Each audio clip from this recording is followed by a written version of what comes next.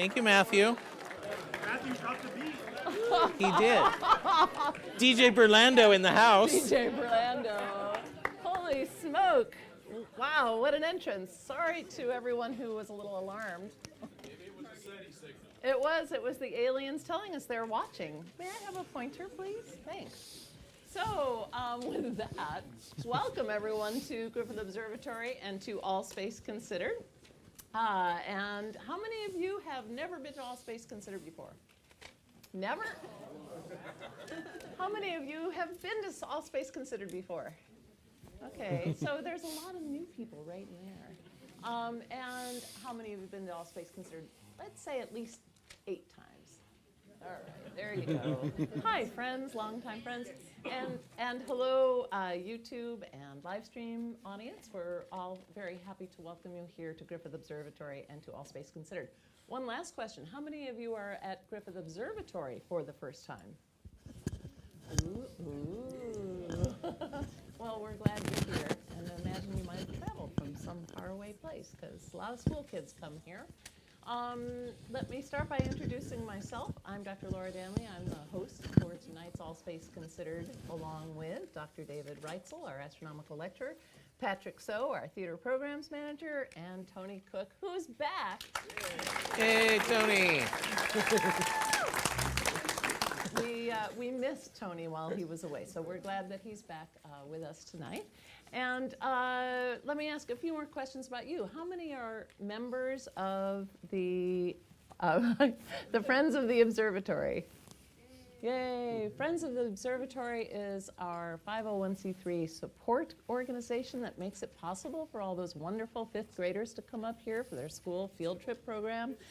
Makes it possible for us to have programs like this, makes it possible to live stream, and all of the extra equipment and extra programming, discretionary spending comes from support to Friends of the Observatory. So I hope you'll consider being a member, and if you don't want to be a member, maybe drop a 5 or a 10 spot in one of the little donor bins, and you know, that's great because the show is free, and so it's really nice if you can help support Friends of the Observatory. And the other question I like to ask is, how many of you are tax-paying citizens of the city of Los Angeles? Yeah, taxes. That's what I think, because taxes support Griffith Observatory. Griffith Observatory is owned and operated by the city of Los Angeles. You don't often think of a city having a municipal observatory, maybe in the olden days, but it seems like a kind of unusual thing to have. But Los Angeles does, and it's supported by the taxpayers, and it pays our salaries. So we especially love our tax-paying friends. And those of you who are, you know, skipping out on the taxes, that, you know, we love you too. Yeah. So, okay, a few housekeeping notes. One is that if you need to leave, please go out the back. That is an emergency exit. We will lead you out if you need to go that way, but you don't want to try it on your own. And that way is a closet, and at least once every 2 shows, someone sneaks back there, and then they have to sneak back and do the walk of shame up the stairs, and it's very embarrassing for them. So, yeah, that's not going to go anywhere except to a locked closet. And then your cell phones, you can keep them on, but there's no reception in here. And so your phone will be roaming, looking for reception, lose its battery, and then you won't be able to call your Uber or whatever it is that you need to do with your phone later this evening. So we strongly recommend you just turn it off, because you're not going to be able to text anything or receive any emails or make any calls anyway. Or at least put it in airplane mode so it doesn't go roaming looking for signal. Okay, I think I've got most everything covered. All Space Considered is the first Friday of every month, and if you are on social media, please consider following us on one of those social media platforms. Maybe say hi to us when you join. As I mentioned, it's the first Friday of every month. Today is the first Friday of February, February 7th. And so before we get started with the program, I want to explain to you, or ask our friend Bill to come up and explain to you what's with all that music you heard in the first, as you were walking in. Hi. First of all, I apologize for that last music cut. It was not a music cut. It was a mistake. Completely my fault. But the other music that you heard coming in is, we call it our walk-in music, and each piece of music is attached thematically to one of the stories that we're doing tonight. It might be an actual title or lyric or something, but there's a attachment from song to story. And when that story comes up during the course of the night, if you remember the song, the piece of music, you can shout out the name of it. And if you're the first one to do that and you're correct, or you're just very creative and you make an attachment we hadn't thought of, which often happens, then you win a prize. And the prizes are very cool these days. We have pins and we have pens from 2 different missions. One is Spitzer and one is Chandra. And we also have these incredible bookmarks that also serve as rulers. They have our normal inches that we're all familiar with, and then this much better system called the metric system, which someday we will switch to. Also, the Spitzer Final Voyage sticker, I'll probably give one to everybody who wins in addition to whatever prize you take. The other thing we also have are calendars. Now, we have a lot of calendars, and they are beautiful calendars, beautifully produced calendars. The only problem is that they are all out of date. Some of them are Griffith Observatory, some of them are just pretty, some are Mars rovers, but every calendar can be used again in a year down the road. For instance, here we have a wonderful 2019 calendar. We just missed it with this one. 2019 can be used again in 2030. So you just put that away somewhere, put a little note, 2029, December 31st, hey, remember you have a calendar. We also have a couple of mission posters. Both of these are from Spitzer. I want to unfurl these. Here, why don't you guys take that one? And Katie, if you want to take the other side of this one. These are incredible posters, and these are also prizes that we'll be giving away to people who actually guess the songs. Now, if you're a regular here, you know that this game exists, and you sort of have a certain advantage over people who are here for the first time. I apologize to the people who are here for the first time, but there's a way to remedy that. Come back and see us again next month. You'll know all about it. You'll listen to music on the way in. Thank you very much. Have a great show.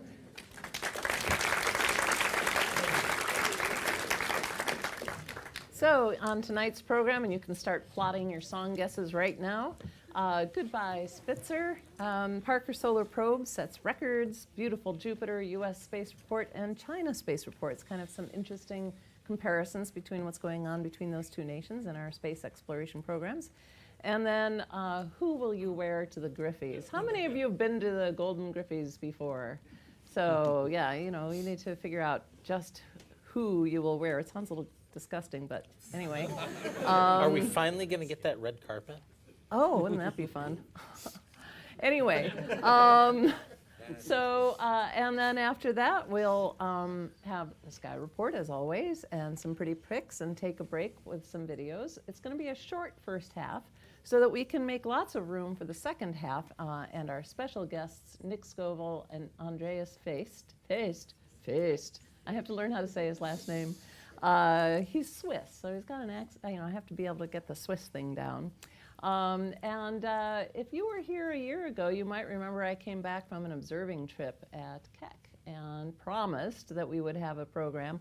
This is actually maybe a decade in the making. I've been wanting Nick Scoville to come join us on All Space Considered, and he very kindly put me on a proposal so I could see more about what he did in preparation for a show someday, and finally that night is here, so we are very excited about that. Oh, I have to write a paper. Okay. Can I make a video? All right. Well, I'll just make one right now. I'll conjure it, and you'll see it in the second half. It's kind of great. We'd like you to go observing with us and show you what it's all about. All right. So without further ado, let's say goodbye to... Fast. Now you have to sing it. You don't, but yeah, that one, the clock in the hall's going cuckoo or something. And one of the things, someone pointed out in the meeting just the other day, this is a picture of artist conception of the Spitzer mission. Look how bright Betelgeuse is in this picture. Not that way anymore. But anyway, the Spitzer Space Telescope was one of the great observatories observed in the infrared, and we had at our last All Space Considered, which we called All Spitzer Considered, 2 of the scientists from the mission, Peter Eisenhart and Mike Werner, to tell us all about the Spitzer mission. It's on our YouTube channel if you want to go take a look at it. But indeed, as planned, on January 30th, the mission was terminated. You can see the nice strong signal coming there, the green little signal there. And if you watch quickly, because it happens right away. Oh, there there it goes. Goodbye. Sertif, that's probably STF or Sertif. And then the mission was Manager, called. loss of signal has been confirmed. Spitzer entered safe mode at 223031.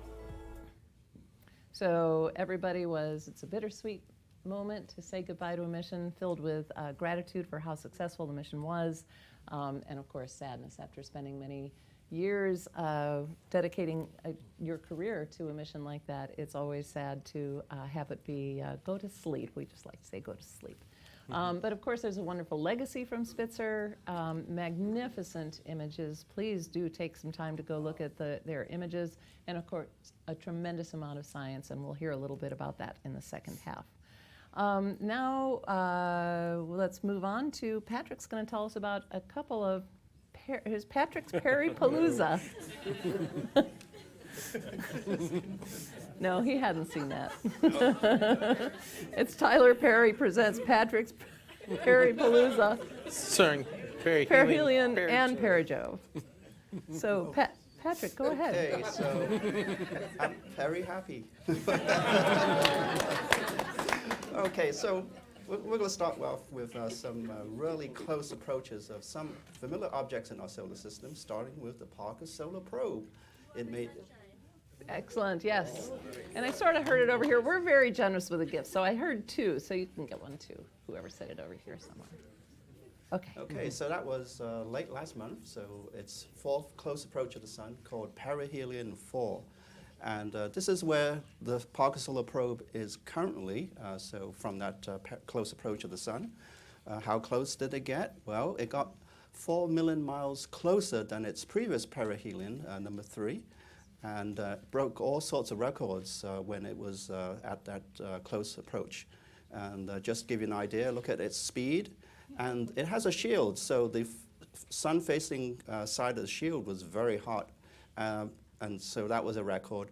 What we don't want to see as a record is the side that's shielding all the equipment, and it needs to be kept around about 85 degrees Fahrenheit so the equipment doesn't melt. We're expecting data to be downlinked sometime in March from that close approach. And right after the close approach, the spacecraft radioed back status A, which means that it's in great health, and so all the instruments and the spacecraft is nominal, so it's perfect for the next perijove. Perihelion. Oh, perihelion, that's right. Yeah. I Just knew. want to point out one thing on that speed, Patrick, is that that's pretty close to the average distance between the Earth and the Moon. It's going in 1 hour. That is incredible. Now there's another mission to the Sun, and this one is the European Space Agency's ESA Solar Orbiter, which is going to be launched on Sunday. This is just, of course, an artist's conception of what it's going to be like. This is the example of what it's going to be doing on its mission. And the launch is Sunday, so it's going to be launched from Cape Canaveral Air Force Station at 8:03 p.m. So you can tune in NASA TV and watch the launch live. So I will move to Jupiter, and the spacecraft Juno has made its 24th close pass of Jupiter, called Perijove, which I mistakenly.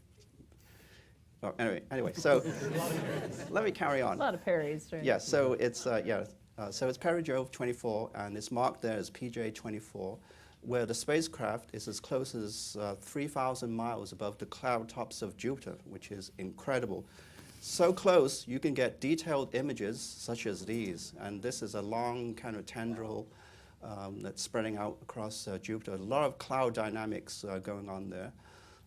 Vortices that you can see from that close, and even these really large anticyclones, those circular features on Jupiter. There are so many beautiful pictures. We can't include them all, of course. One image that's seen for the first time from Juno is the moon Ganymede, the largest moon in our solar system, taken from 600,000 miles away. So to see more of these images, just go to this website and just click on the bottom right, and you'll see a lot of those images. Dragon. Yeah. What? Sure, Juno Images looks like a dragon. Oh, it does. Oh, yeah. You're talking about here. Oh, yeah. There's his mouth.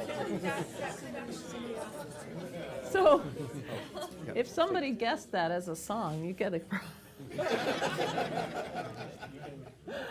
Because from that dragon to this one.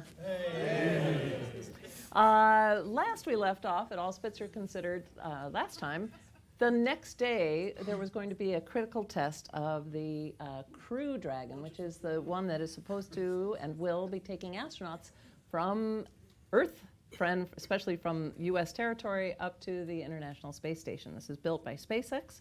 And they had a critical test the next day that was intended to ensure that there is a safe escape for the astronauts should there be a problem during launch. So this so-called flight abort test was, in fact, the next day. It was on purpose, and no people were harmed. That's important to say, especially when you watch the footage of what happened.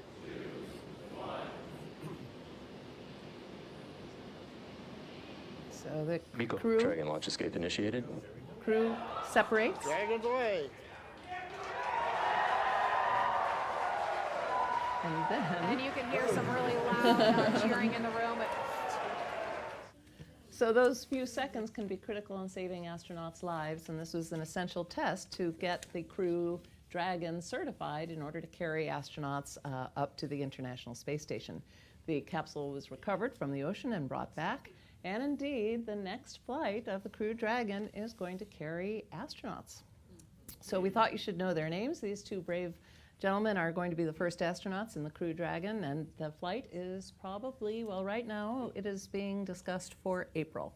So certainly it'll be in the first half of this year, and finally, after 9 years, we'll be able to get astronauts from U.S. soil back up to the International Space Station. Capsule was just delivered ahead of schedule to Florida, too. So. Yeah, fantastic. Yeah. So there are always so many SpaceX stories, but this one is, if you were waiting with bated breath after the last show, then you know that it was a very successful test, and we're getting ready to send astronauts.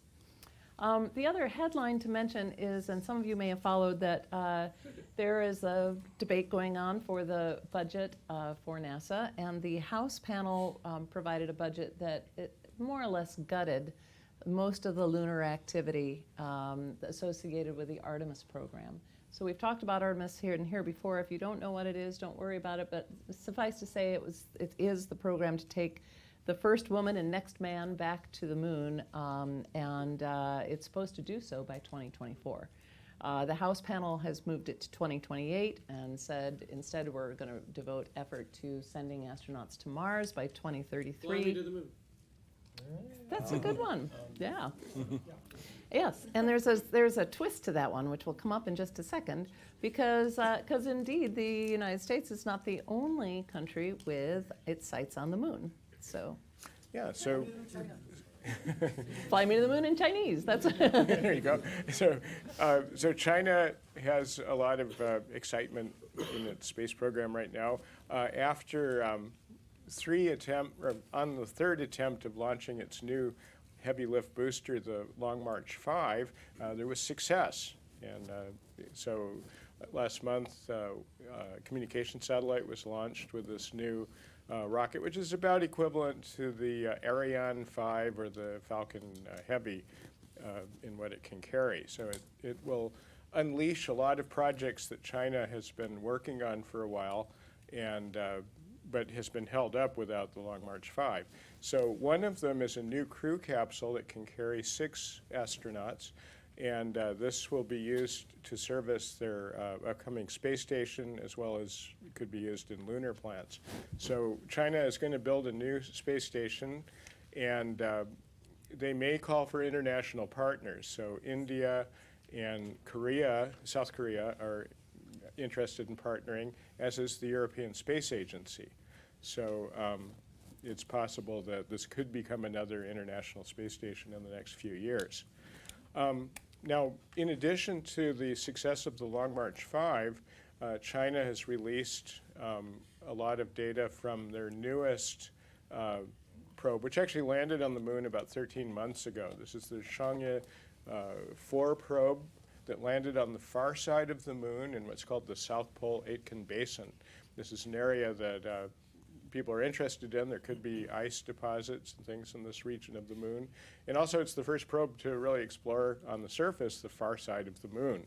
To do this, China had to put a communication satellite in what's called a Lagrange orbit that is always in sight of the far side of the moon so it can broadcast signals back to Earth. So a lot of technology in this.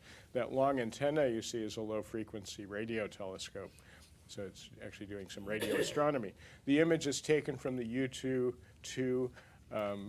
rover, which has gone about 0.6 of a kilometer from the lander now, and continuing to get beautiful images. China released full resolution data that people on Earth are processing so you can enjoy them. And you can see, I mean, I should say anyone on Earth, not they didn't keep it secret or anything. It was a release that you can, if you're an artist, you And can any other have planet access to. too, right? That's right. Anyone listening in. No. So just some beautiful views of the rugged far side of the moon. And we can go on ahead here. This next one is of rover tracks, and you can see dirt clod-like material, which, you know, it looks like, you know, sort of stuck together clay, maybe something to do with water, but we don't really know yet. We haven't seen an analysis of this yet. But different kind of material than we saw in many of the Apollo pictures. The Chang'e probes are part of a kind of a long-term vision of the moon that China has had. So the first part of it was to send orbiters around the moon. The second orbiter actually did a second high-resolution map of the entire moon in 3D and then flew off to the L4 point to check out where that communication satellite would go. Then it flew to an asteroid, check that out, then flew back to the L4 point. So it did a lot of advanced technology. The second part of this are the landers. So China has had 2 landers on the surface. Both the base stations are still working in these probes, one in 2013 and one last year. Actually, it was the very end of 2018. That's right. It's been 13 months. Yeah. It does add up, right?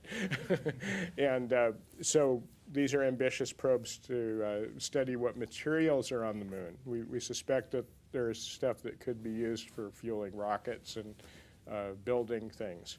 So phase 3 is to check that out further by actually returning samples from these new interesting regions. Now, Apollo returned, you know, many hundreds of pounds of moon rocks and stuff, but not from. That was in an era where we didn't believe there was any water on the moon, and even though they did find some, they thought that was just contamination, so it wasn't really studied with the same spirit that things are being studied now. Chang'e 5, which is a sample return mission, is supposed to launch possibly at the end of this year. Then finally, all of this will go together to put together experiments to see how possible it really would be to put a research station on the moon. These next probes will send orbiters, landers, and rovers to start sampling the interesting materials that they detect, and then begin to experiment using them. The final one, Chang'e 8, will actually have technology demonstrators to start printing building material with 3D printers out of lunar material on the moon's surface.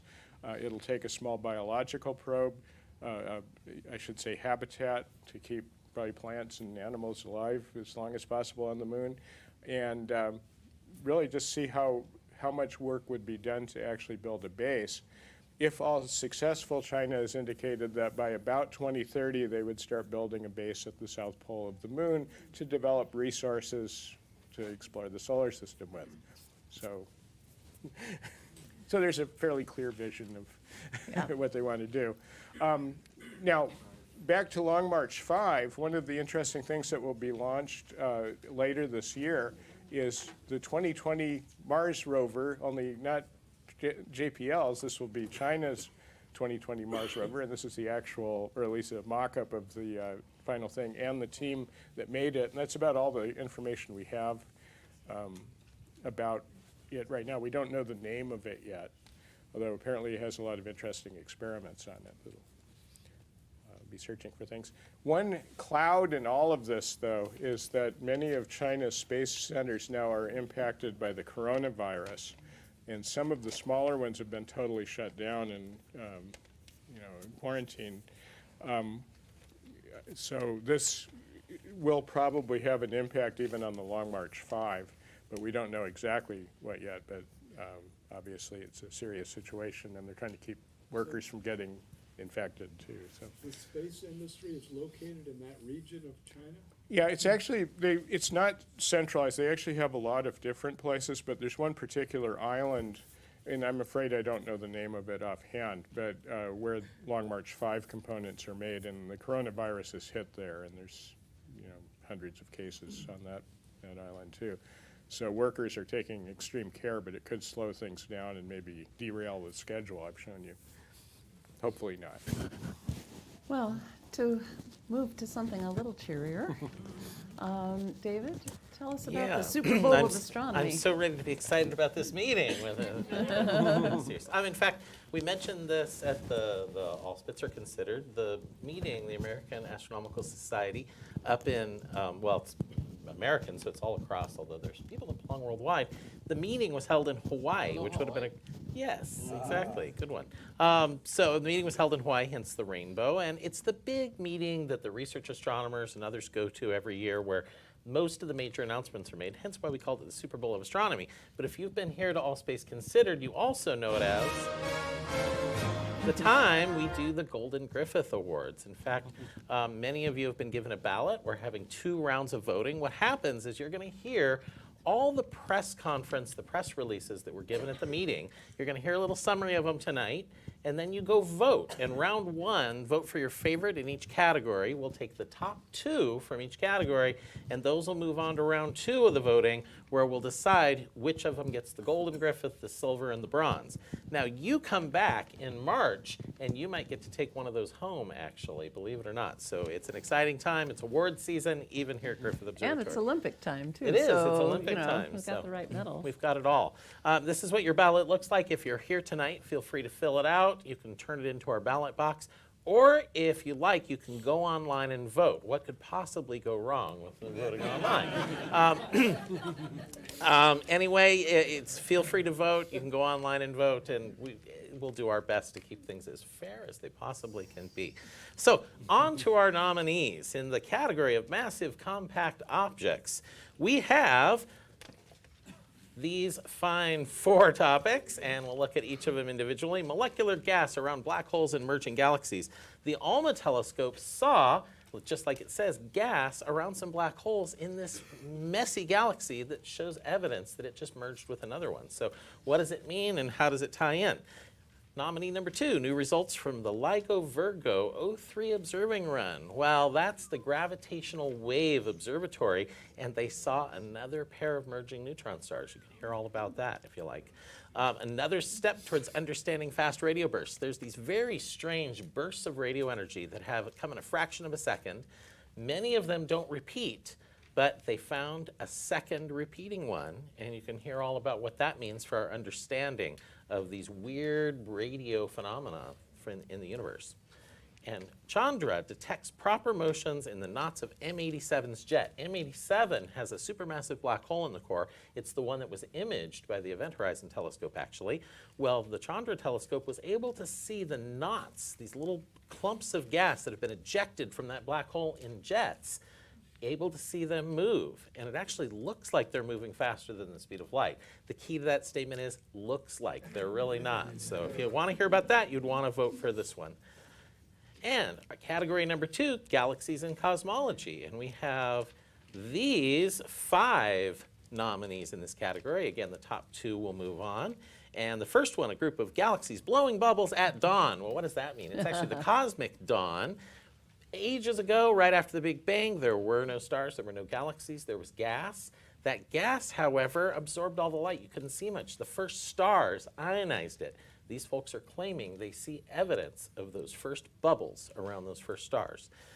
Let's see here, moving forward. Wandering massive black holes in dwarf galaxies. Well, what the heck does that mean? So a survey went out looking for black holes in dwarf galaxies, just like it says. Turns out they're not always in the center. They seem to be in different areas. So what does that mean? Vote for that one to find out.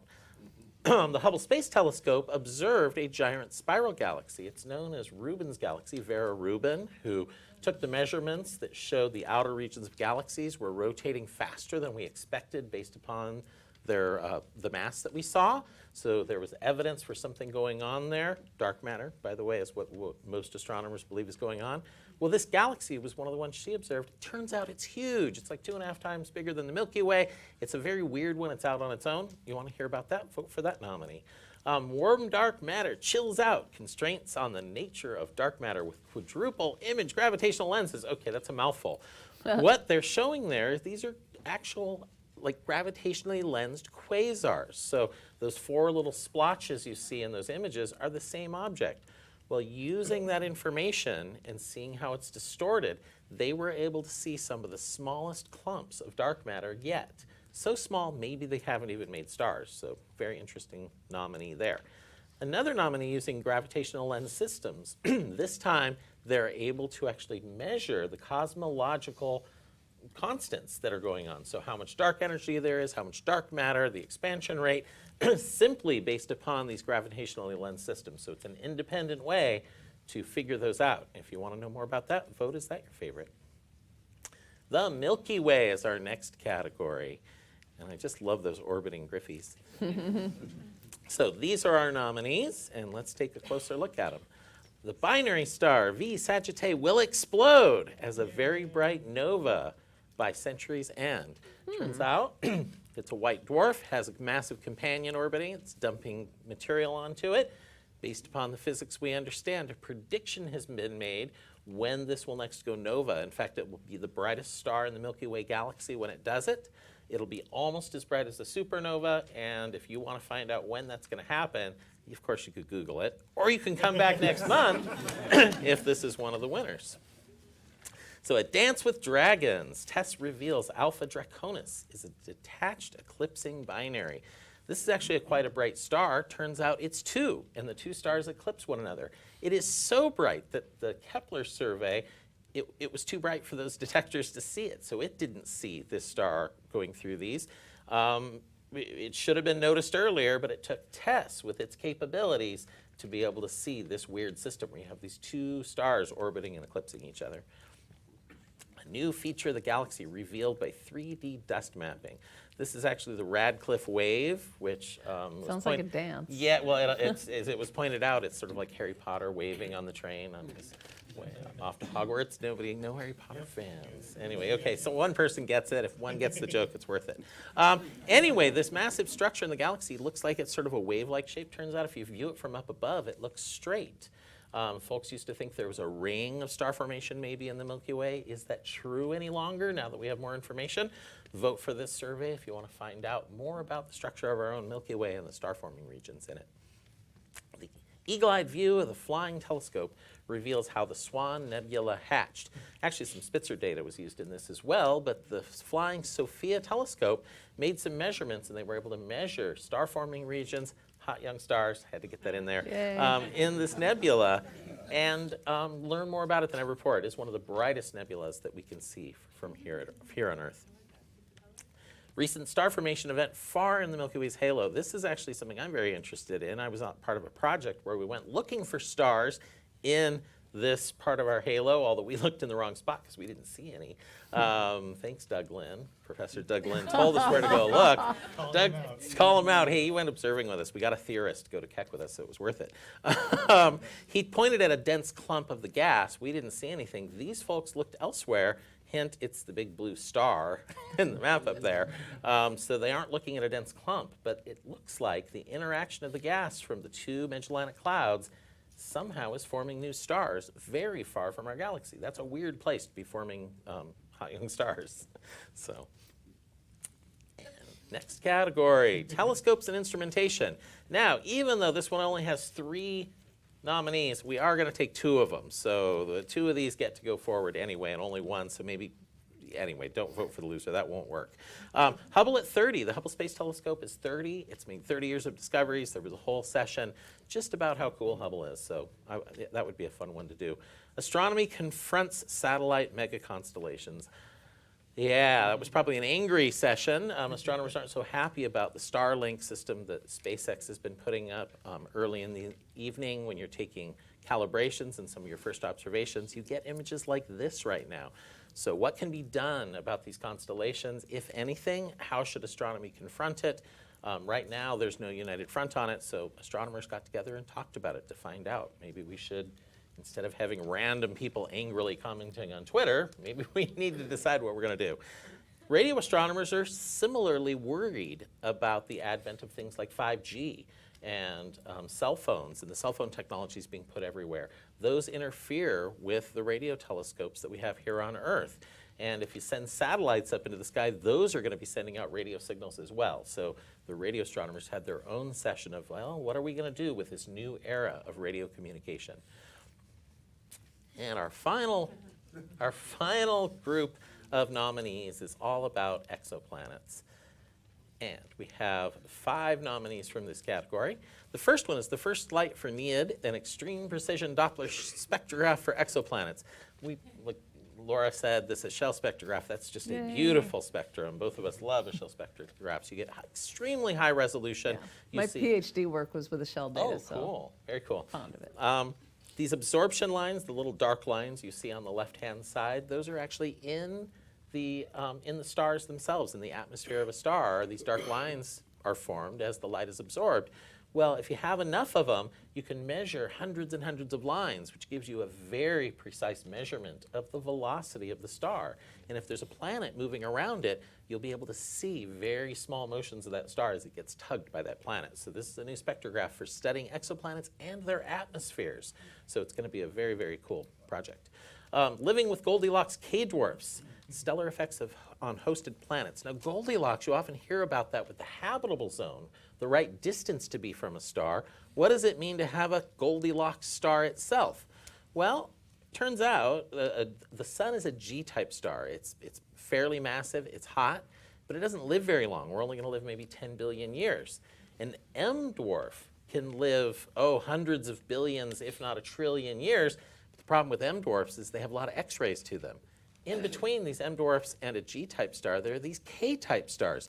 They will live a much longer time than the sun will, 40 billion years or longer, and yet they don't have very strong X-rays. So they might be the sweet spot for finding life. Maybe planets around them will have a very long time for life to evolve, and yet they won't get fried by the X-rays. At least that's what this study is claiming. So what does it mean for the chances of life on planets? You could vote for that one. Sensitive probing of exoplanetary oxygen in the mid-infrared. What? Can we actually see oxygen around other planets with our current technology?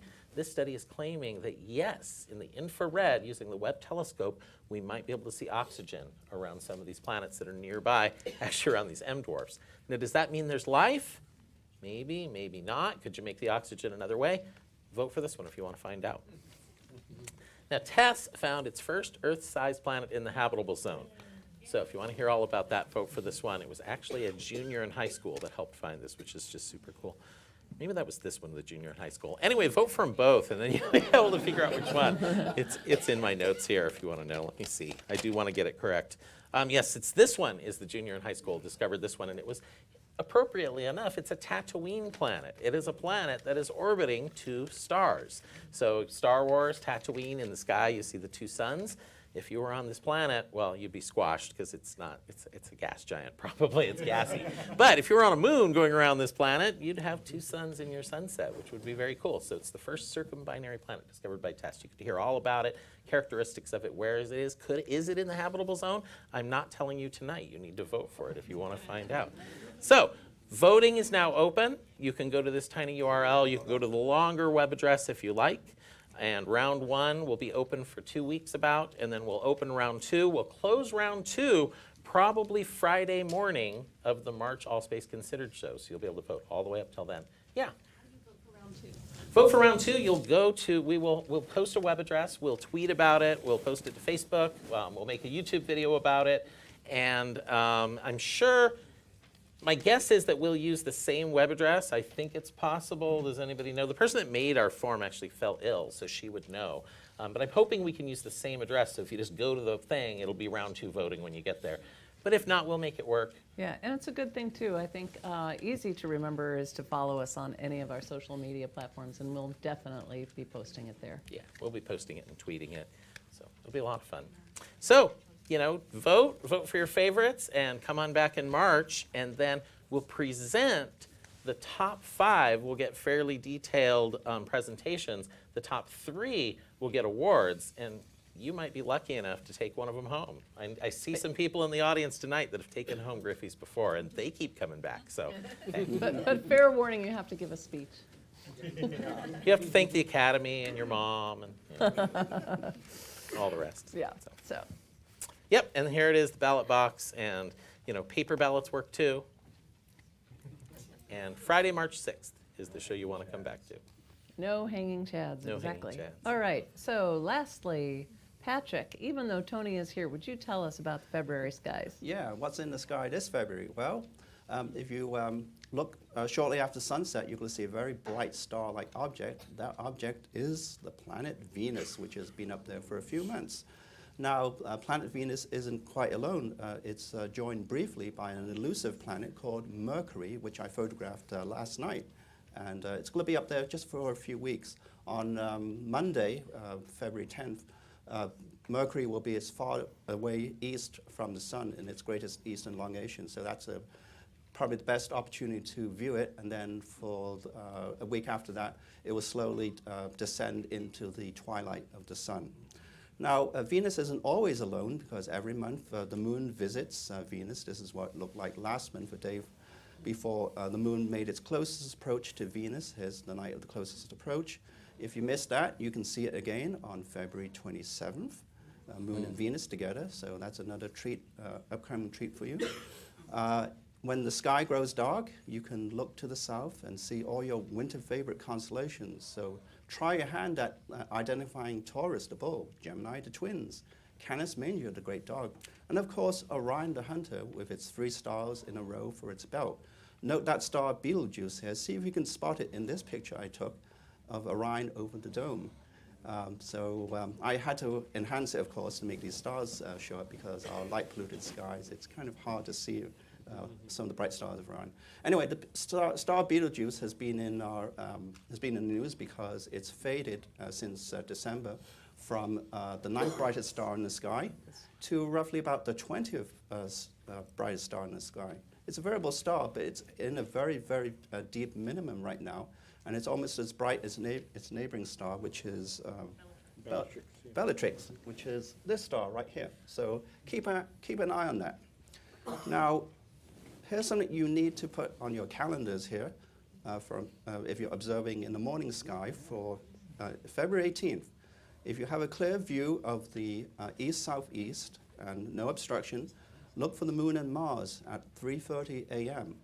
What's going to happen is the moon is going to cover Mars and make it disappear. Nice disappearing act there. Now, it's going to be hard to see at 3:30 because the moon and Mars is fairly low in the sky. So take a pair of binoculars or a telescope, small telescope, and here's a magnifying view, and you'll see this. So we'll start with Mars just below the moon. At 3:37, it begins to disappear, and it's gone for about 50 minutes, and then reappears at 4:27.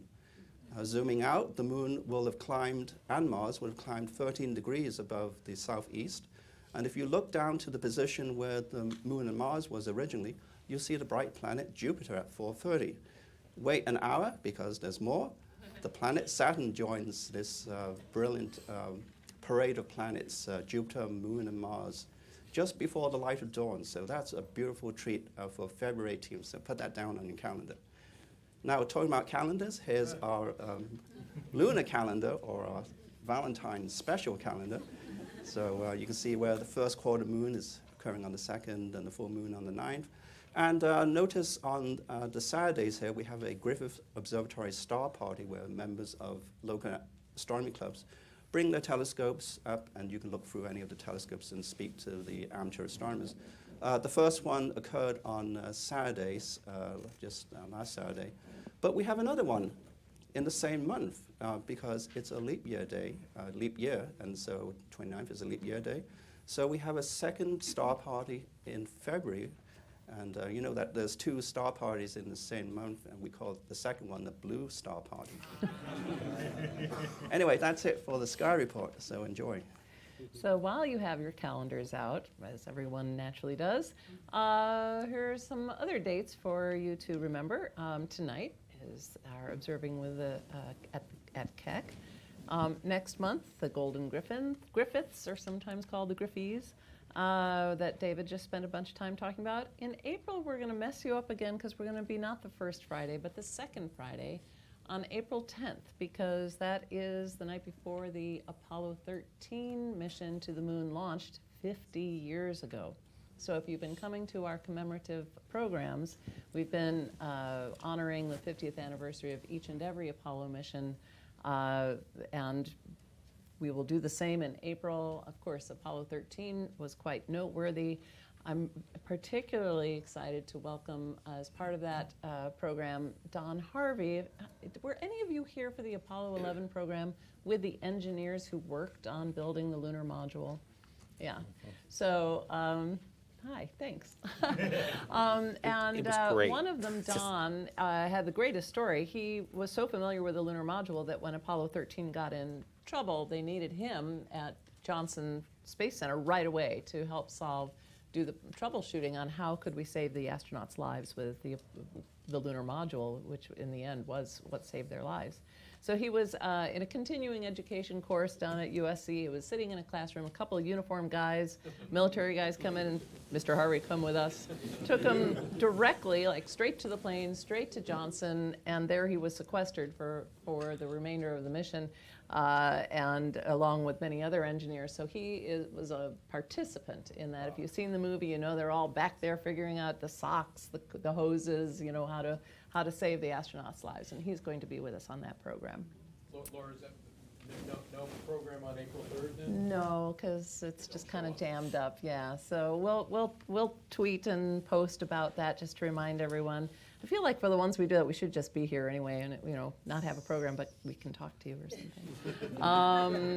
But anyway, no, that is the 10th. And then May, we return to the first of the month, and I mentioned this last time, but I'm just going to say again, we're so excited.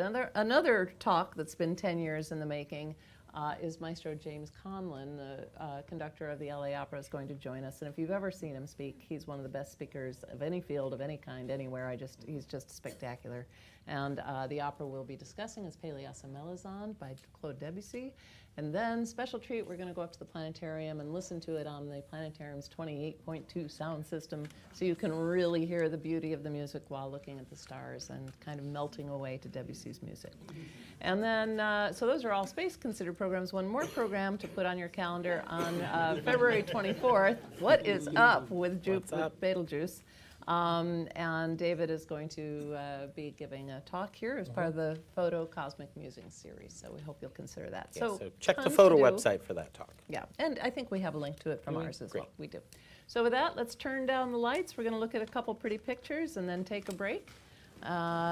So the first one you just really have to see, and maybe some of you saw it on social media. That is the surface of our sun. And if you think that's amazing, watch it. Can I get a lava lamp like that? Yeah. You can see the timestamp, so it's sped up. But each of those little cells is about the size of Texas, they say. So the boiling surface. This is Phobos from the surface of Mars, taken by Curiosity. It's the little crescent up in the upper right. It's a plane. These are Starlink satellites that spoiled somebody's Star Trail picture. Although I actually tweeted back to him and told him that we could remove those pesky stars if he wanted a nice Starlink picture. Beautiful sunset by our own David Pinsky, who I didn't see here tonight. I haven't seen him. Okay, but often he's here, and you know he's a Griffith Observatory guide, museum guide, and we love his pictures. So there's this one. And that is a sun pillar in it that you're seeing. Oh. You notice in the middle there. And another atmospheric phenomenon, familiar to many. This one. Wow. Yeah, we don't need to tell you what it is. It's gorgeous. It's a spring in Yellowstone. The Milky Way behind it. Our favorite comet, Bill? Bill? Churyumov Gerasimov.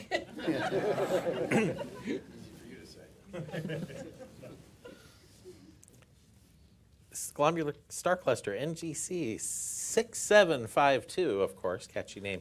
It's a very dense star cluster. It's beautiful. Some clouds. Not to loosen clouds. Not hallucin- just some clouds. Yeah, they're all right. And for the cloud appreciators among us. This is over Sweden.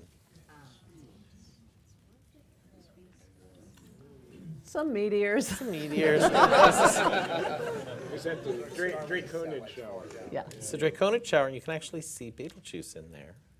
He's in there. Orion Oh, is yeah. there. And this was in Slovakia during the Quatrinids. Yeah, that would have been January 3rd or 4th. This next shot Tony sent us and said, if you don't make this a pretty picture, I quit. This is Dodged a bullet there. last, I believe it was January 2019 eclipse in Chile, and it's July. Oh, July. I'm sorry. I guess I was thinking of the reverse season, so it was winter there. But anyway, some reason for that. Anyway, so it's an HDR processed picture, so you can see the full extent of the corona stars brought out and the beautiful shading of the eclipse. And if you're interested in seeing an eclipse, there's another one in December in Argentina and Chile next of this year. Yahweh, it's already 2020. I'll be leading a trip to one of them, so if you want to know more, ask me about it. It's a beautiful thing to see in The reality. extinctions of the larger rays, is that part of the sun's polarity? Are those the polar regions of the sun or something? Well, yeah, the long rays are along the equatorial plane of the sun, and then the fine rays come out the poles. Sunset, the Grand Canyon. So with that, we'll raise the lights, and we are so excited to have our guests. So in just a few minutes after we take a break and give you a chance to stretch, come back and meet Andreas Fest and Nick Scoville, and we'll see you in just a few minutes.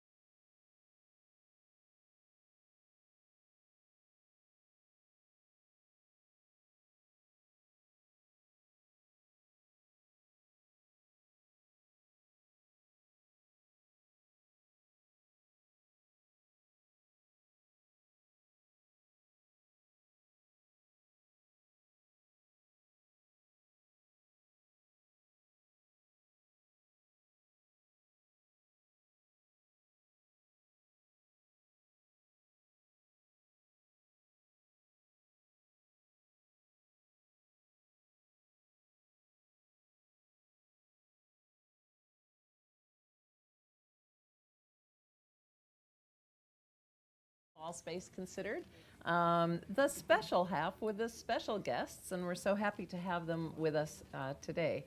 And Dr. Nick Scoville and Dr. Andreas Fest It's perfect. are both at Caltech.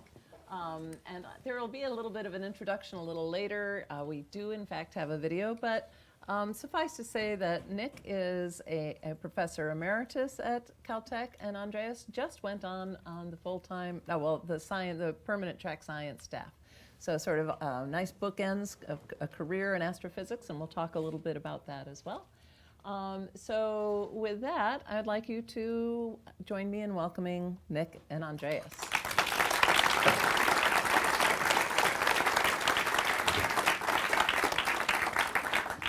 Okay, so let's, it's active. So what I want to do is to sort of set the stage for the detailed project, which Andreas is going to talk about.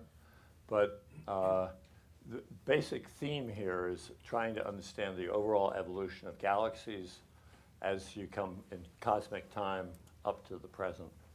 And the critical thing, which hasn't been done before this particular project, is having large samples of galaxies. You know, Nick, I'm going to interrupt you just to give people a chance so they're not feeling like they have to, and then they also will be able to, since you're about to say the key thing, What? I'm going to give everybody a chance to have a seat. Oh, I'll just okay. give them 10 seconds, 15 seconds to sit and not feel the pressure. Well, at least I can tell people I was very impressed by the first half of the program. Oh. We'll see if I'm impressed by the second half. Okay, let's pick up from where you left off. So the basic goal of this particular project is to try to understand the evolution of galaxies as you proceed all the way from the Big Bang up to the present. And this project is the first project to really measure the gas in galaxies as a function of cosmic time, as opposed to, say, measuring the stellar population in galaxies. And there are three major components in galaxies.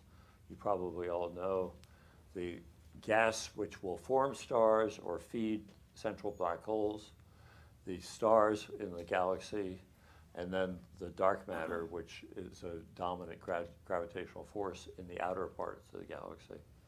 So measuring the gas is obviously critical to understanding both activity in central black holes and star formation in galaxies. Now, we're going to talk about data from two different telescopes. They're actually the biggest telescopes in the optical portion of the spectrum and in the high-frequency radio portion of the spectrum. I'm going to describe the ALMA Atacama Large Millimeter Array down in Chile, and that's why there's a vicuña looking in the distance at the construction of the telescope array. But then, and that's actually in this project used to measure the gas contents of the galaxies, looking all the way back to the first billion years of the universe. And as all of you probably know, the universe is about 13.7 billion years in age since the Big Bang. And then Andreas will describe Keck observations of these particular galaxies, which we discovered here. So let's see if I can operate this. So here's a galaxy which is very familiar to everybody here. M51 and its companion galaxy. And M51 is a,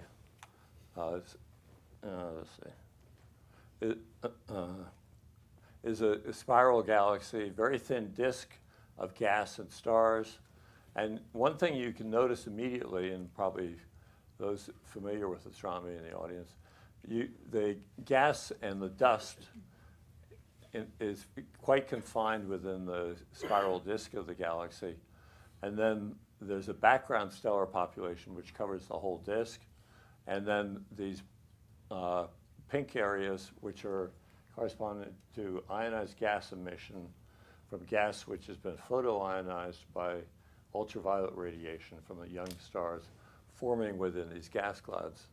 Now, the thing I want to emphasize is that you can see around those recent star-forming regions are dust clouds, and it's the dust clouds which we're actually studying with ALMA, but they're the prime sites of star formation and fuel for star formation. So here is a synopsis schematic of the overall evolution of the universe, starting from the Big Bang here, and inflation lasting up to about 1 second after the start of the universe. And then the gas at that point is, at the end of inflation, is probably about 10 billion degrees Kelvin. And density, I think about, I'm trying to remember, something like 10 to the 10 grams per cubic centimeter. So then, as the, anybody want to correct me? No. then as the hot gas expands, what? It's a lot. Yeah, it's kind of big. So as the gas expands, it cools, and eventually it reaches a point where the gas has dropped down to about 3,000 degrees Kelvin. And at that point, the ionized hydrogen recombines, and the gas is neutral as you go further in time until the first stars start to form out here at roughly redshift 20, corresponding to about 300,000 years after the Big Bang. And then the gas starts to accumulate into galaxies and clusters of galaxies all the way down to the present. So what we want to understand is what is the gas content of these galaxies as you march forward in time to the present, and is all the gas accumulated in the galaxies in the very beginning, or is it continuously accrete onto the galaxies in the course of time, or maybe all the gas is used up by star formation, and then it's only fresh gas which forms the stars subsequently. How about colliding galaxies? And then some of the processes, like if you go back to that picture of M51, you see there's actually a companion out on the end of the spiral arm of the major spiral.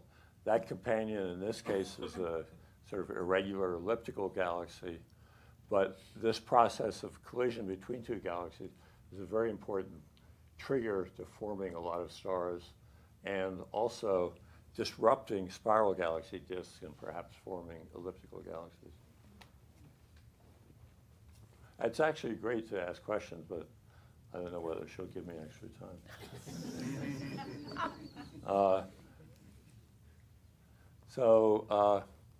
The basic question is, how do you get from the very smooth universe up to the present? What's happened here? I think maybe you pressed something. Somebody pressed something? Maybe Oh! No, okay, we'll get you.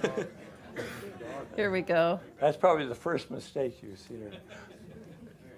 Okay, so this is a fantastic visualization of galaxies from the Sloan survey made by these people here, with some nice new age music. So this is reality. It's not a numerical simulation. It's the actual images from the Sloan survey put into this 3D movie. Each one of those snowflakes there is a whole galaxy like the Milky Way, containing 10 billion stars. Gas, in some cases, if they're spiral galaxies or regular galaxies.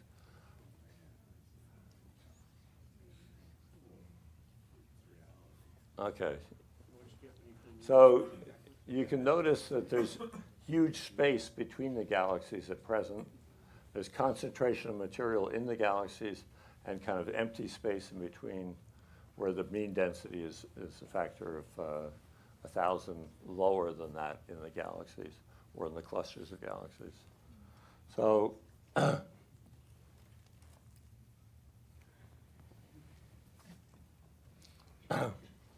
each galaxy has a unique, that we see nowadays, has a unique history.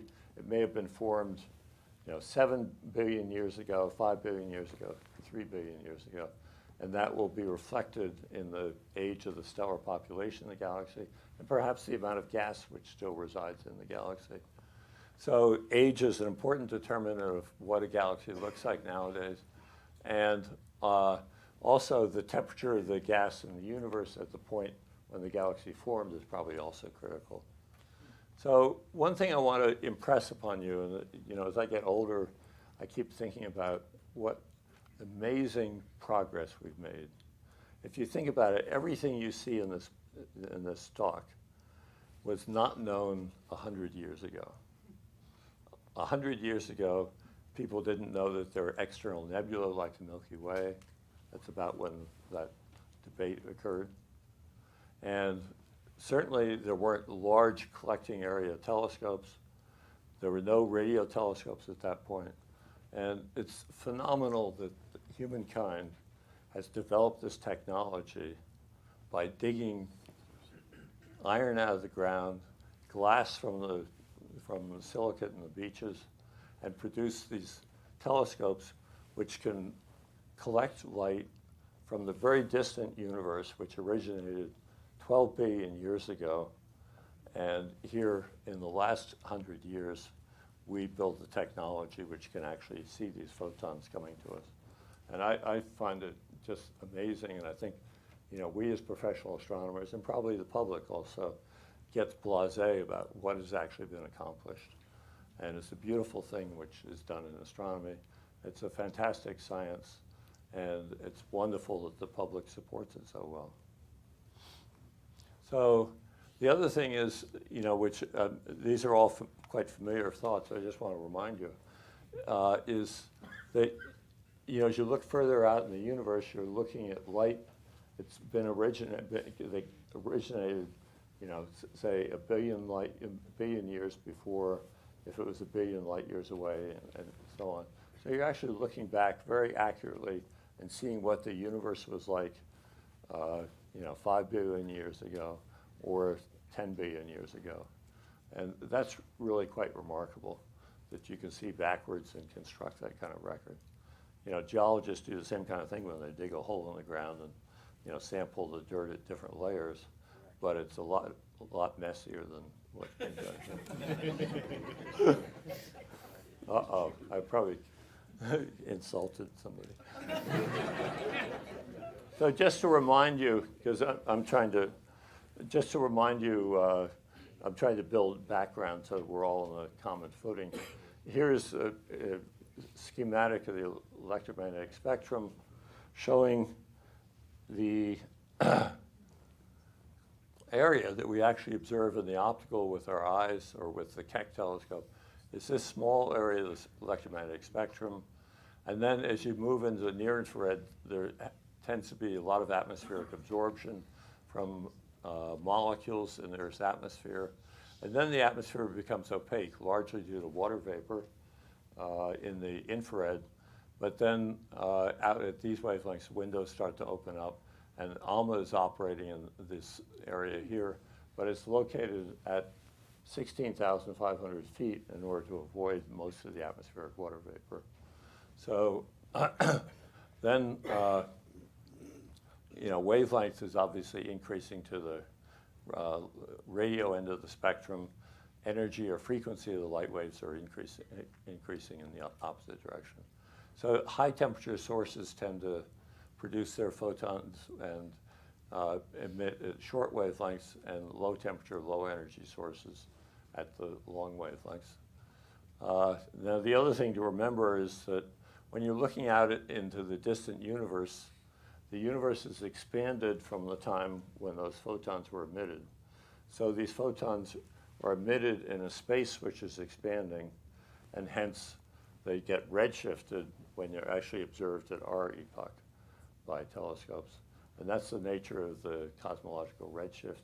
And since we know how rapidly the universe is expanding, we can use the redshift to determine the distance to the galaxy that you're looking at a given redshift.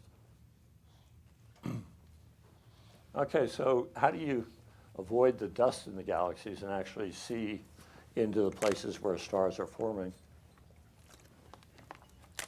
If you look here, it's a kind of nice illustration. At sunset, you see light from the sun, which is a mixture, obviously, of, you know, blue, in red light.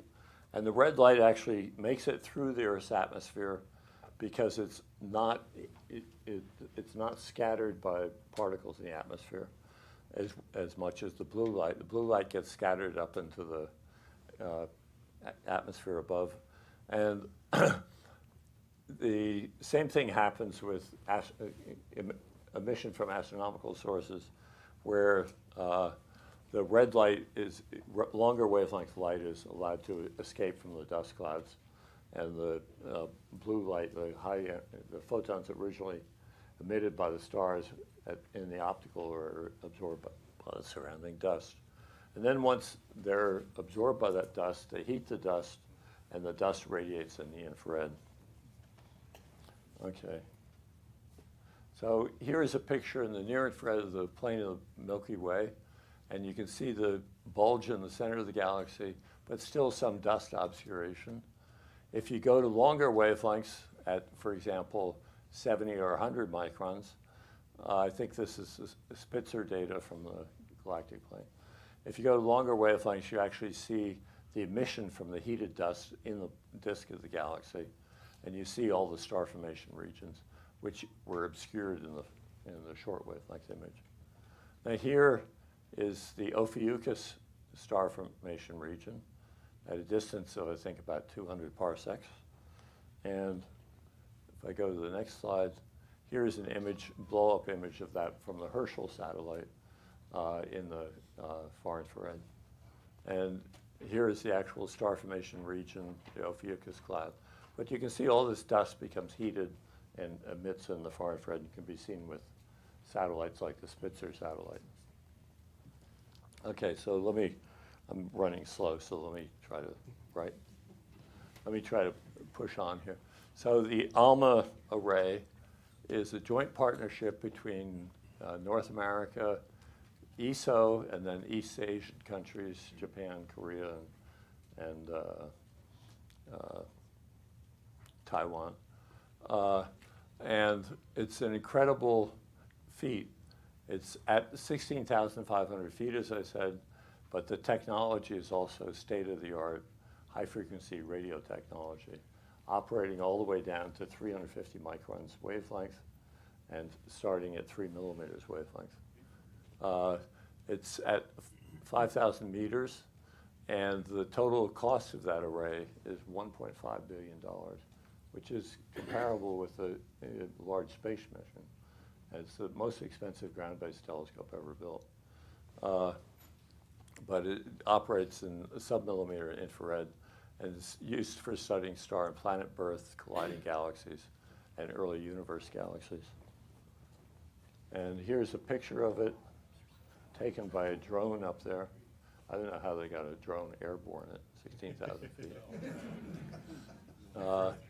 And there are 66 telescopes, which can be positioned on pads out to 32 kilometers separation. And that's incredible in itself. I mean, you're moving these telescopes roughly 20 miles to increase the angular resolution by observing a longer baseline.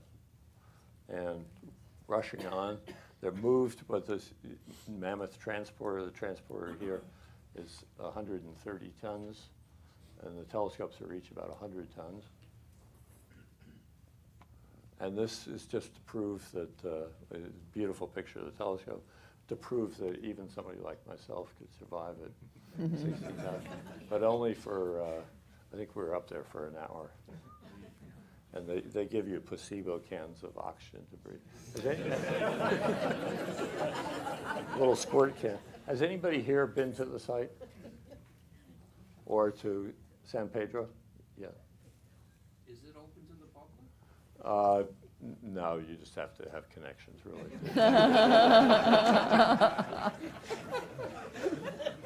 I mean, they don't really have public tours. A lot of people probably have been to San Pedro, the nearby town in Chile.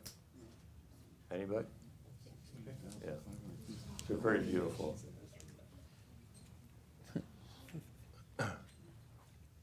Okay, so how does an interferometer work? It works by timing the arrival of waves at separate telescopes And then that tells you where by figuring out the delay between arriving at this telescope and this telescope, tells you very accurately the angle along which that wave came, and it gives you resolution or leverage on the direction of the wave proportional to the separation between the telescopes. And in the case of ALMA, that's done for, typically there are about 50 telescopes operating at any one time. And I think I'll skip this. And then what wavelengths is ALMA actually looking at? Here's an example of the millimeter spectrum from a star-forming region, which shows discrete spectral emission features corresponding to simple molecules like silicon monoxide, hydrogen cyanide, CS, and CO. And CO is one of the prime things we look at high redshift because it's one of the brightest lines in the spectrum.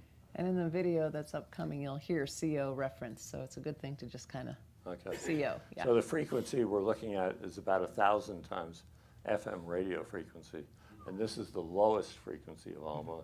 ALMA goes up another factor of roughly 10 in frequency. So obviously constructing these radio dishes and the appropriate detectors is really high tech. What's that? You into the terahertz range? No, not fully. No. So here's an example of what you get. This is one of these dust clouds in our galaxy. Not done. This is not an image by ALMA that I'm going to show, but it illustrates the information that you get. If you tune your radio telescope here and make a map of the region and tune it to the CO line, you see different areas of the cloud and the Doppler shift corresponding to the motions of different areas in the cloud. And so you not only get sort of the intensity or the mass of gas in each area, but also how it is moving. And you can do the same thing with these galaxies that we observe at high redshift. Okay, so sorry, Laura, I'm just going on. Go ahead. She's been a long-term friend. So the area of the sky that we're looking at is the Cosmos large-scale structure survey window. It's a field which we started with HST observations, 600 orbits in 2003, and it's 9 times the size of the moon on the sky, on the equator, 10 hours, plus 2 degrees.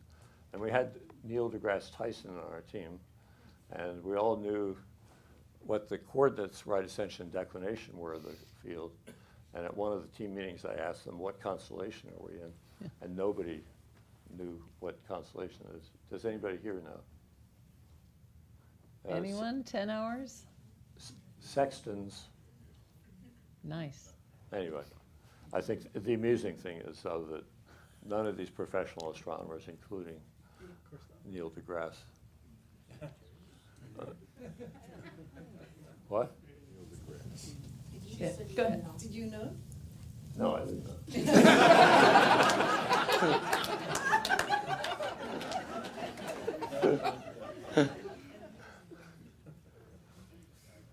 I'm trying to be nice. Unfortunately, my wife Zara knows that that's not my characteristic. Okay, so with ALMA, we measure the gas mass in the galaxies by looking at the long wavelength infrared emission with ALMA.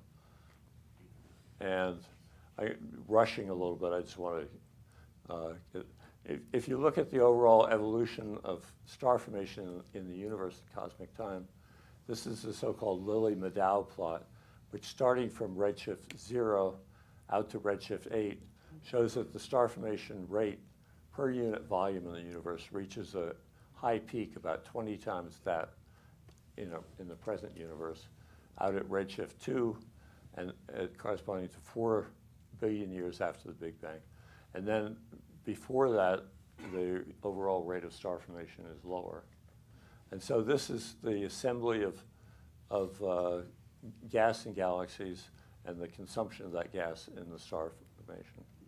Now, And for from those our of you who were here last time for All Spitzer Considered, they showed this plot, if you might remember if you were here. Same thing, Spitzer contributed tremendously to studying Yes. Gas at those redshifts. Right. So then if you take our work from Alma's study of the galaxies in the cosmos field, the gas content of the galaxies as a function of time is derived here. And compared with the stellar mass of the galaxies, you can see that the gas content that we determine actually far exceeds the mass of stars in those galaxies, all the way down to approximately redshift 1.3 or so. And at that point, then the stars start to dominate. So the present universe, where in a typical galaxy, 9/10 of the baryonic mass is stars, and only 10% is probably is gas. That's the case in the Milky Way. Here in the early universe, 50%, 75% of the overall mass is actually in this interstellar gas and dust as opposed to the stars. So the 50% point is about at redshift 1.3, corresponding to 3 billion years after the Big Bang. And I think I'm going to move on, but this is just to emphasize the remarkable aspects, which I said once before. It's amazing that we can build these telescopes and have the theory to interpret and understand stuff. Obviously, some of our interpretations are going to be wrong, but that's actually part of the pleasure of doing science, is finding things that are misunderstood and then fully understanding them. So I think I'll turn it over to Andreas at this point. Bless you.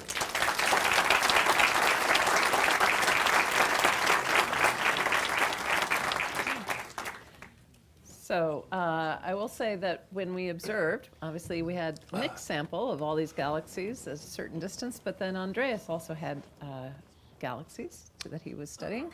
That's correct, yeah. So this is now basically the same plot that Nick showed, but what I did here is I did it in equally spaced of time, right?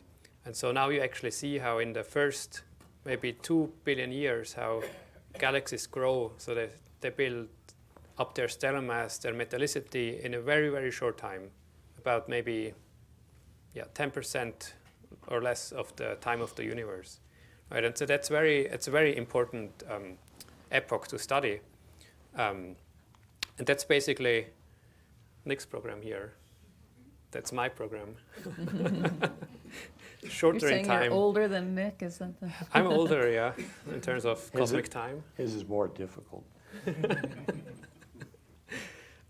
It is actually, yes.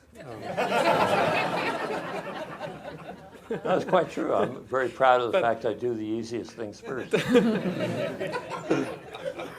The thing is, all the nice pictures that Nick showed that are more in the low redshift universe, while I just look at tiny little blobs of light. But still interesting. So I usually refer to this epoch as an early growth phase in galaxy evolution. So as I said, galaxies increase their stellar mass very, very rapidly. And they start to build up their properties, that we see in today's galaxies. And so about 3 years ago, 2.5 years ago, I and a couple of other people started this survey. And you have to know that in astronomy, we always invent acronyms because else it's just too long.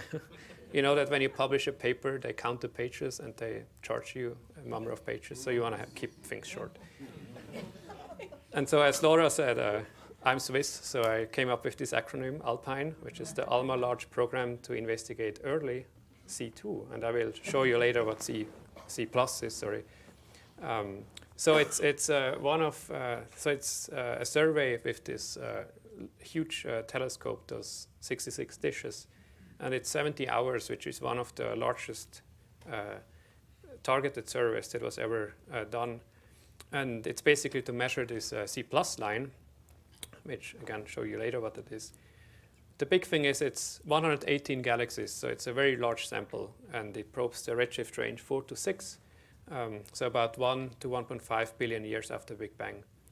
And so why C2? What's C2? So C plus, it's always complicated. C plus is singly ionized carbon, also called C2 because it's neutral plus 1, so it's C2. And what that tells you is basically about the gas in those galaxies. So how many stars are formed in those galaxies? How much gas is there? How does the gas move, right? So we can actually look at how the galaxies move in their gas. But also what's really cool is we can look at this continuum that Nick showed, which is a far-infrared continuum light. And that is emitted by dust, so we can actually see how dusty those galaxies are.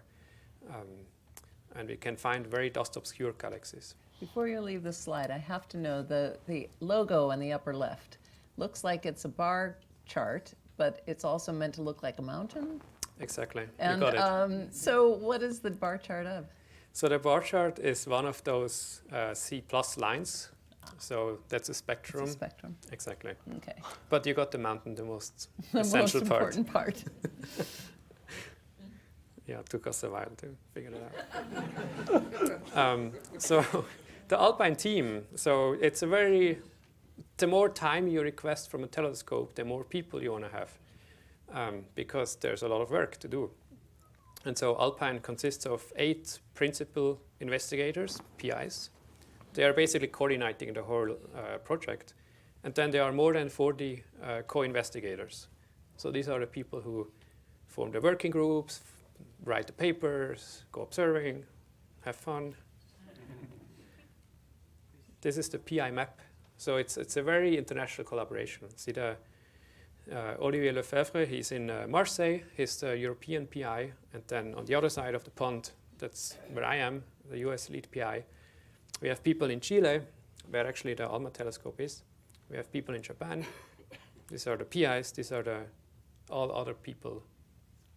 So some of those pins are actually many people. What is driving Alpine? So we have heard it before. We want to study what produces the stars, the internal properties of those galaxies. How do they look like? How do they compare to today's galaxies? How does the gas move in galaxies? And how does the environment around those galaxies affect the growth and the life of those galaxies? We have to construct a sample. So why 118 galaxies? It's not a special number. It's basically how much time we can observe versus what is the probability that we get this time. The more time you want, the less probable it is, right? So there's a sweet spot. ALMA is a very sensitive telescope, but it can also not see the very faint galaxies, so we need to make a cut. We want to have a large sample with probing a lot of different galaxy populations.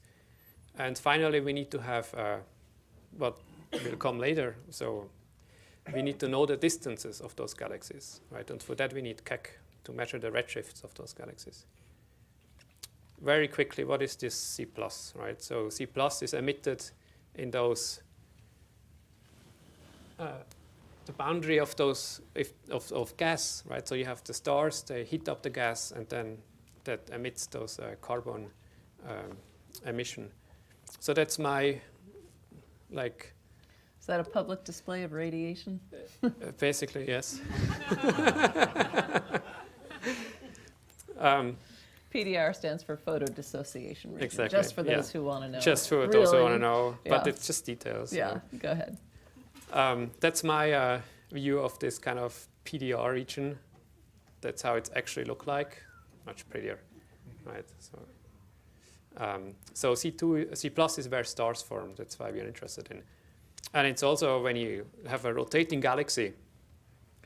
As we heard before with redshift, it also works in the other way with blue shift, right? So if something is moving towards you, the light becomes blue.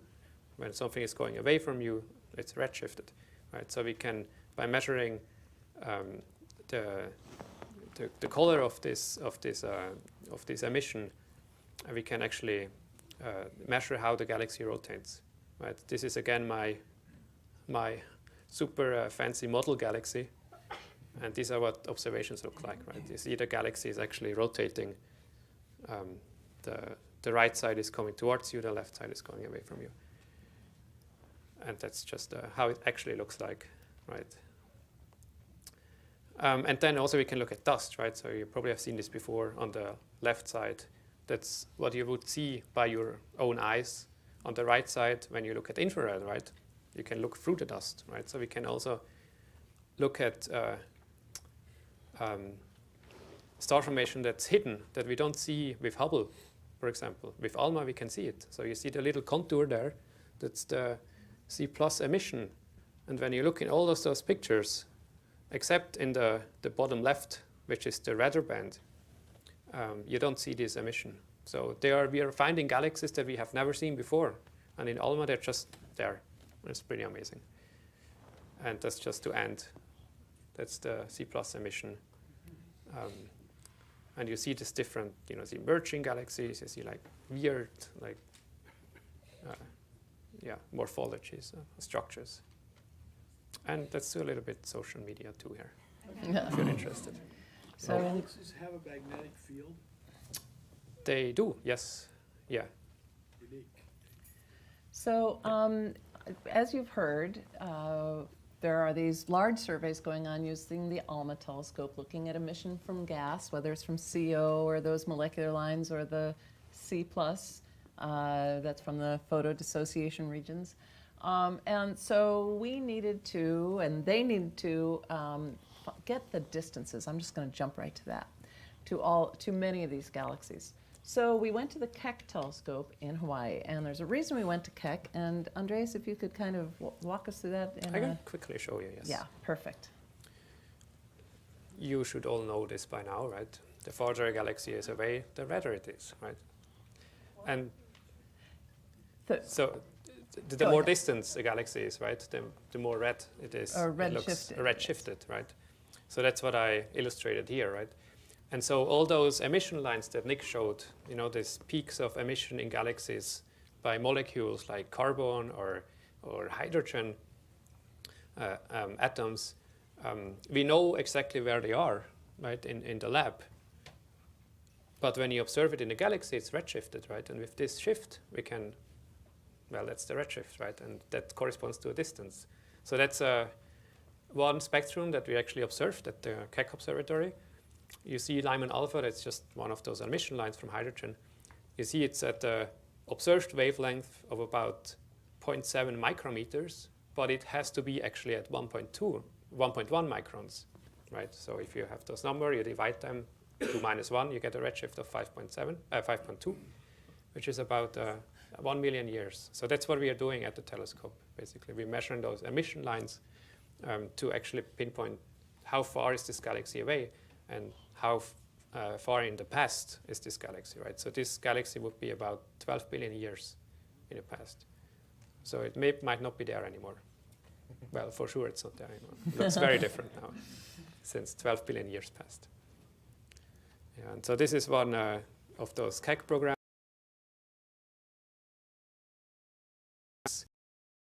Yeah, because I'll just say, you'll hear in the video, which we're about to show, oh, that's one of my targets. Oh, no, that's one of my targets. Oh, that's Joe Schmo's target. So you hear a lot of times when you're observing, many different programs are at once. That's what you're getting exactly, at here. Yes. You will see this, I think, in the video too. Because the spectrograph can observe 40 or 50 galaxies at the same time. And it's very competitive to get telescope time, right? So you're always fighting. Like, Nick, can I put my galaxies on your? Yeah, I'll give you cookies if you observe cookies, my galaxy. Some Swiss chocolate. And just to give you a little bit of idea how this looks like, that's me. Like 5 years ago, I looked so young. With the two telescopes, there are actually two, except the identical telescopes, Keck 1 and Keck 2. That's the inside you see. You probably know how telescopes work. You have this mirror. Keck mirror is about 10 meters or 30 feet. It's probably about almost the size of this auditorium. So it's huge. It's one of the biggest telescopes. And again, that's me. Yeah, and obviously this Mauna Kea is a very holy mountain for the people there, and so we are always very grateful to observe there. So we've heard, going back? Yeah. We've heard talk about the fact that the light moves to redder wavelengths, and the kinds of light we want to observe is no longer in visible telescopes, it's in the infrared. So that's one of the main reasons to go use this infrared spectrograph at Keck on Mauna Kea. And so it has a very specific need, and I'm now about to show you a video of our observing trip. And part of my goal here was to let you know what it's like, what it actually happens. You know, we're sitting here, it's a lovely evening, it's all comfortable, and we're telling you what we did, but we thought we would show you what we did. So I'm going to ask you guys, have a seat, because unless you want to have your back to it, but I think you want to see it. Nick, I'm talking to you, and Andreas. I don't really want to see it. So you can face. And then if you guys will turn off the lights, we will show you our little video, our vacation video. Thank you. Let's get that rolling.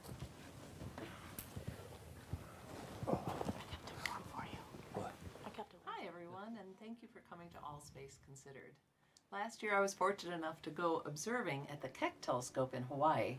That all came about because my longtime friend and colleague, Nick Scoville, put me on a proposal to study galaxies at a very high redshift.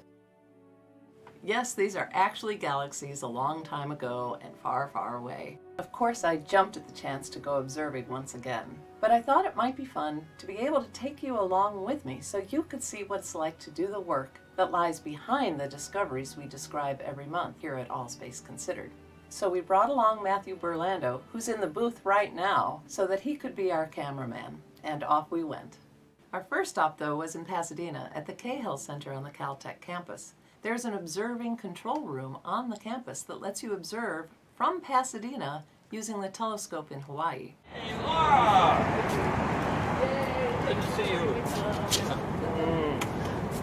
Let's go. So we started observing about an hour. Guys. Hi.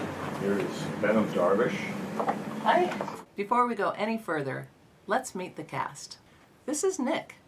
Nick Scoville is a professor emeritus at Caltech, principal investigator of the Cosmos Survey, and the head of this project. And he has a great laugh.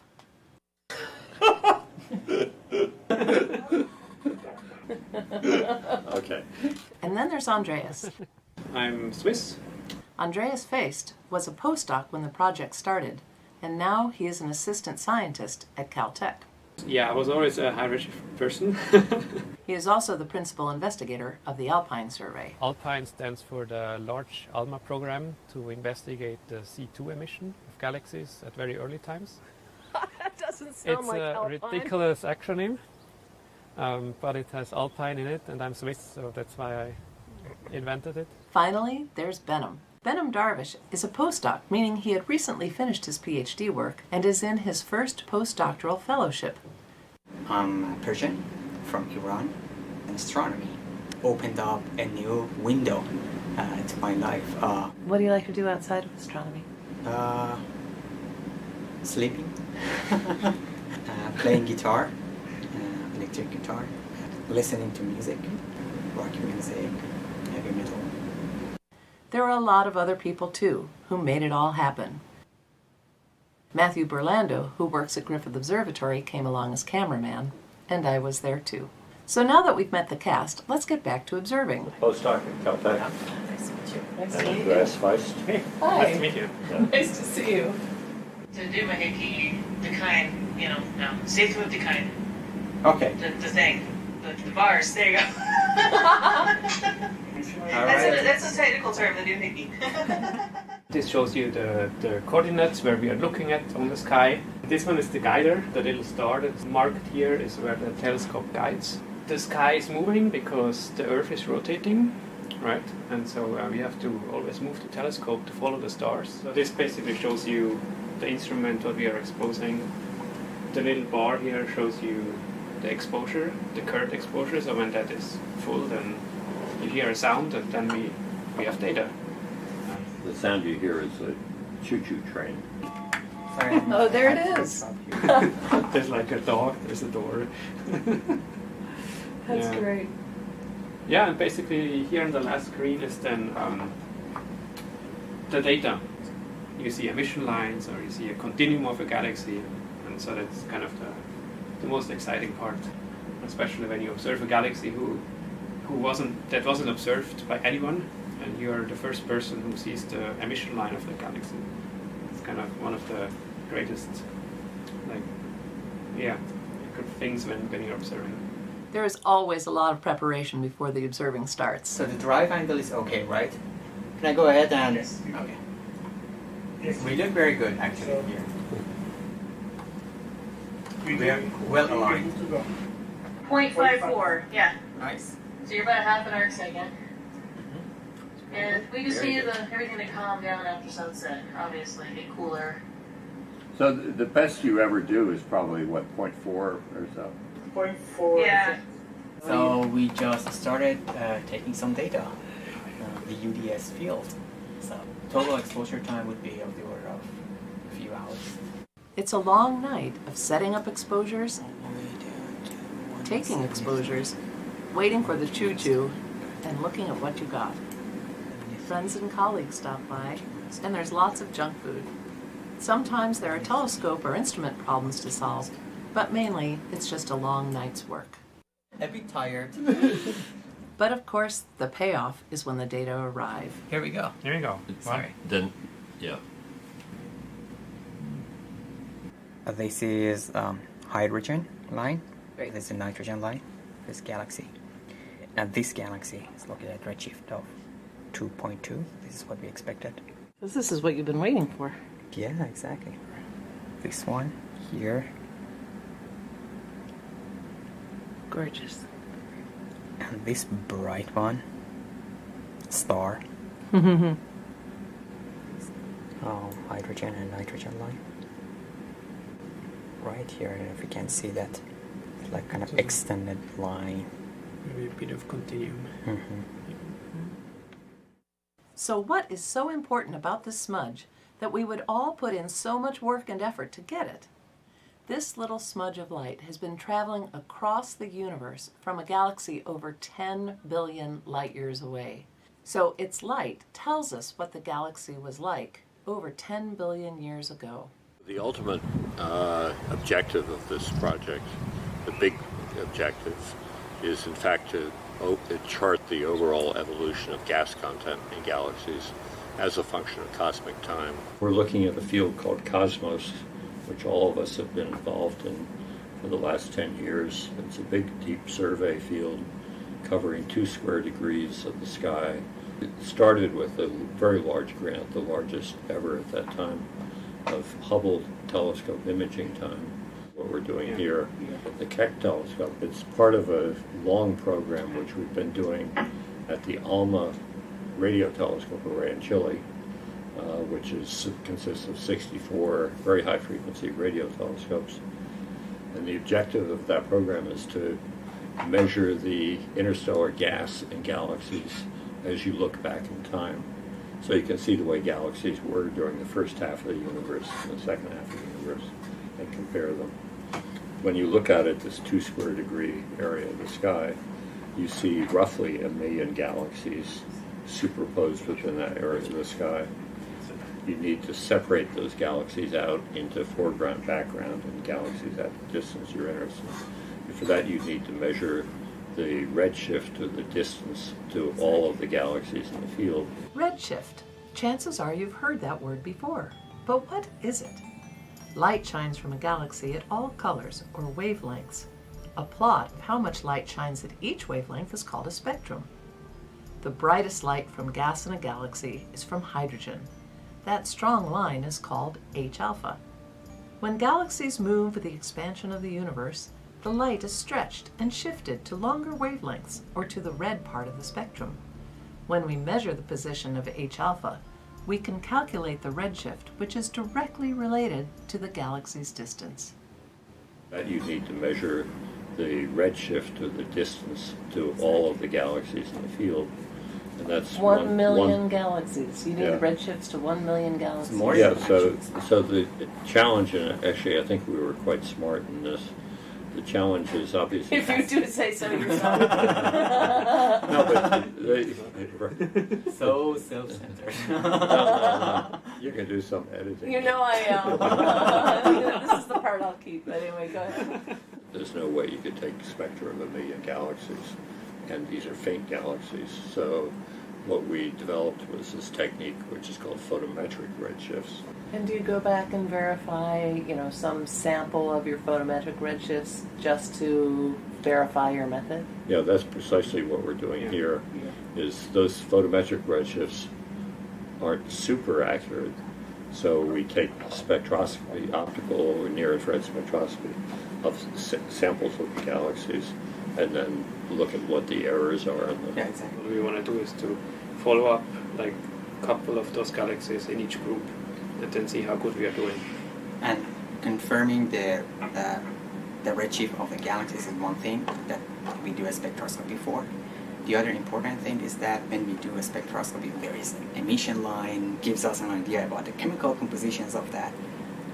Early on in the universe, the gas dominated the overall content of the galaxies, but charting that evolution from gas-rich galaxies to galaxies containing mostly stars is something that's never been done before. So in January 2019, we headed off to Hawaii and the Keck Observatory.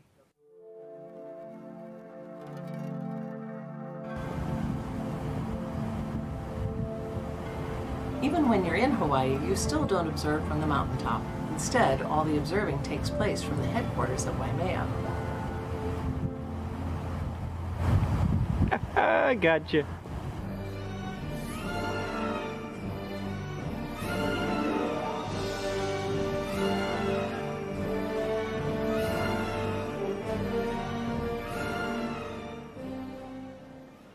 So really, it's pretty much the same as observing at Cahill.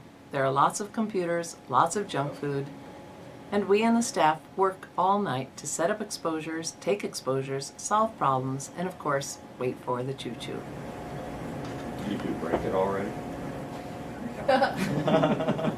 Yeah. So what we're doing right now is that we're taking calibration data for the actual science mass that we're going to do later on.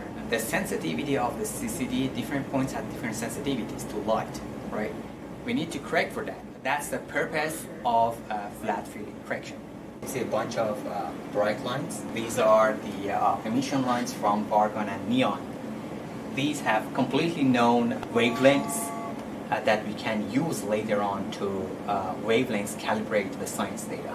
Do you have to do it every night? Or Yes. just do it tonight and you're good for the rest of the observing? Every night. Okay. So overall, how did it go? H-alpha line, and there is another line next to that. Of course, on top of the skyline, most likely nitrogen 2. And what's the source? It's one of my sources. Star-forming galaxy at redshift of around 2-ish. The combination of H-alpha line and N2 line gives us an idea about the chemical composition of inside this star forming. There is a mismatch between the redshift that has been determined through CO observations and H-alpha. Okay. And as you can see, the redshift from CO observation is 1.941, and we had reported 2.047. If I determine the redshift for that guy from H-alpha, it's 1.945, which well matches the 1.94 that's been determined through CO. Yeah, good. Yeah. This is one of the sources, controversial sources. There is no CO detection. We took 2 hours of exposure, and it turned out to be a source with H-alpha emission, of course, N2 emission as well. So for some reason, there is no CO detection. So we have a real mystery here. Yeah. Trying to figure out. We've got to figure it out. One of the things that most is intriguing to me is finding an instance like this where you come up with an unexpected result, and then you have to try to figure it out. Another successful night with Keck. Yeah, it was wonderful. Yeah. Great seeing. No technical issues. I'm tired, but I got 2 of my objects detected in oxygen 2, which is pretty cool.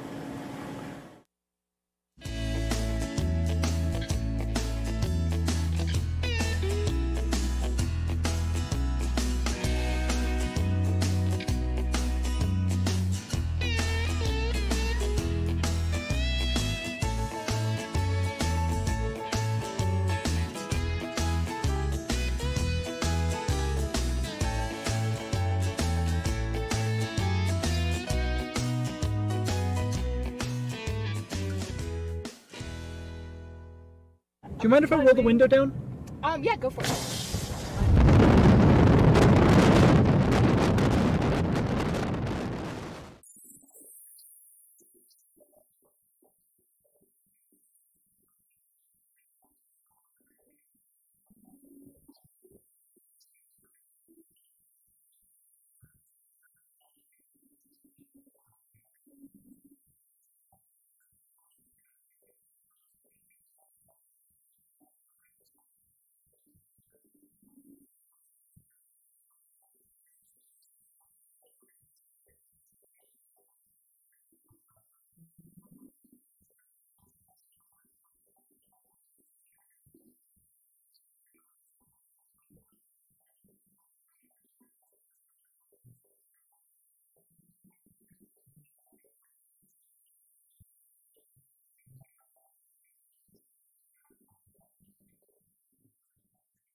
We've had spectacular weather on this observing run in Hawaii.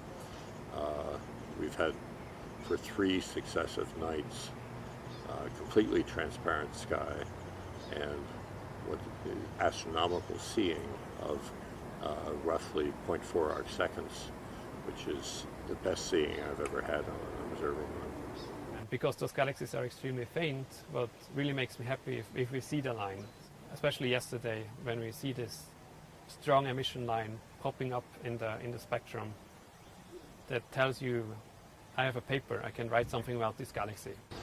In science, it's of course not the work of a single person, but there are whole teams involved. And in the case of the Keck telescope, there are people who did the engineering for the telescope. There's the support staff, the observing staff, and then there'll usually be an instrument support scientist. And all of those people have been incredibly valuable for this project, but also incredible fun to be working with.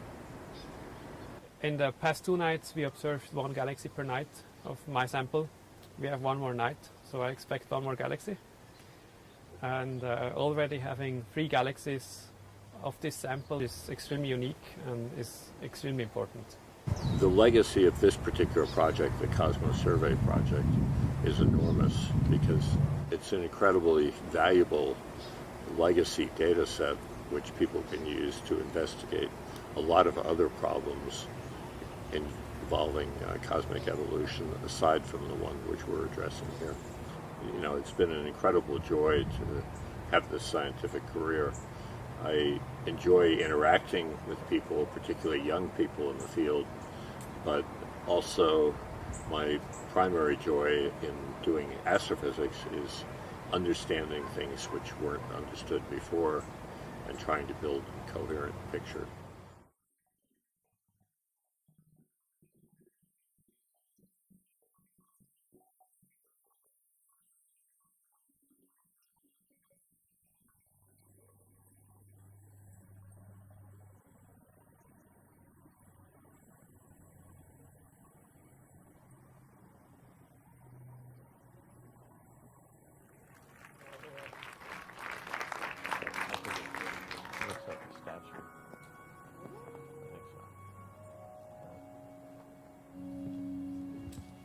Okay.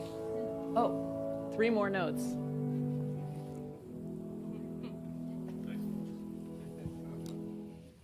There, okay.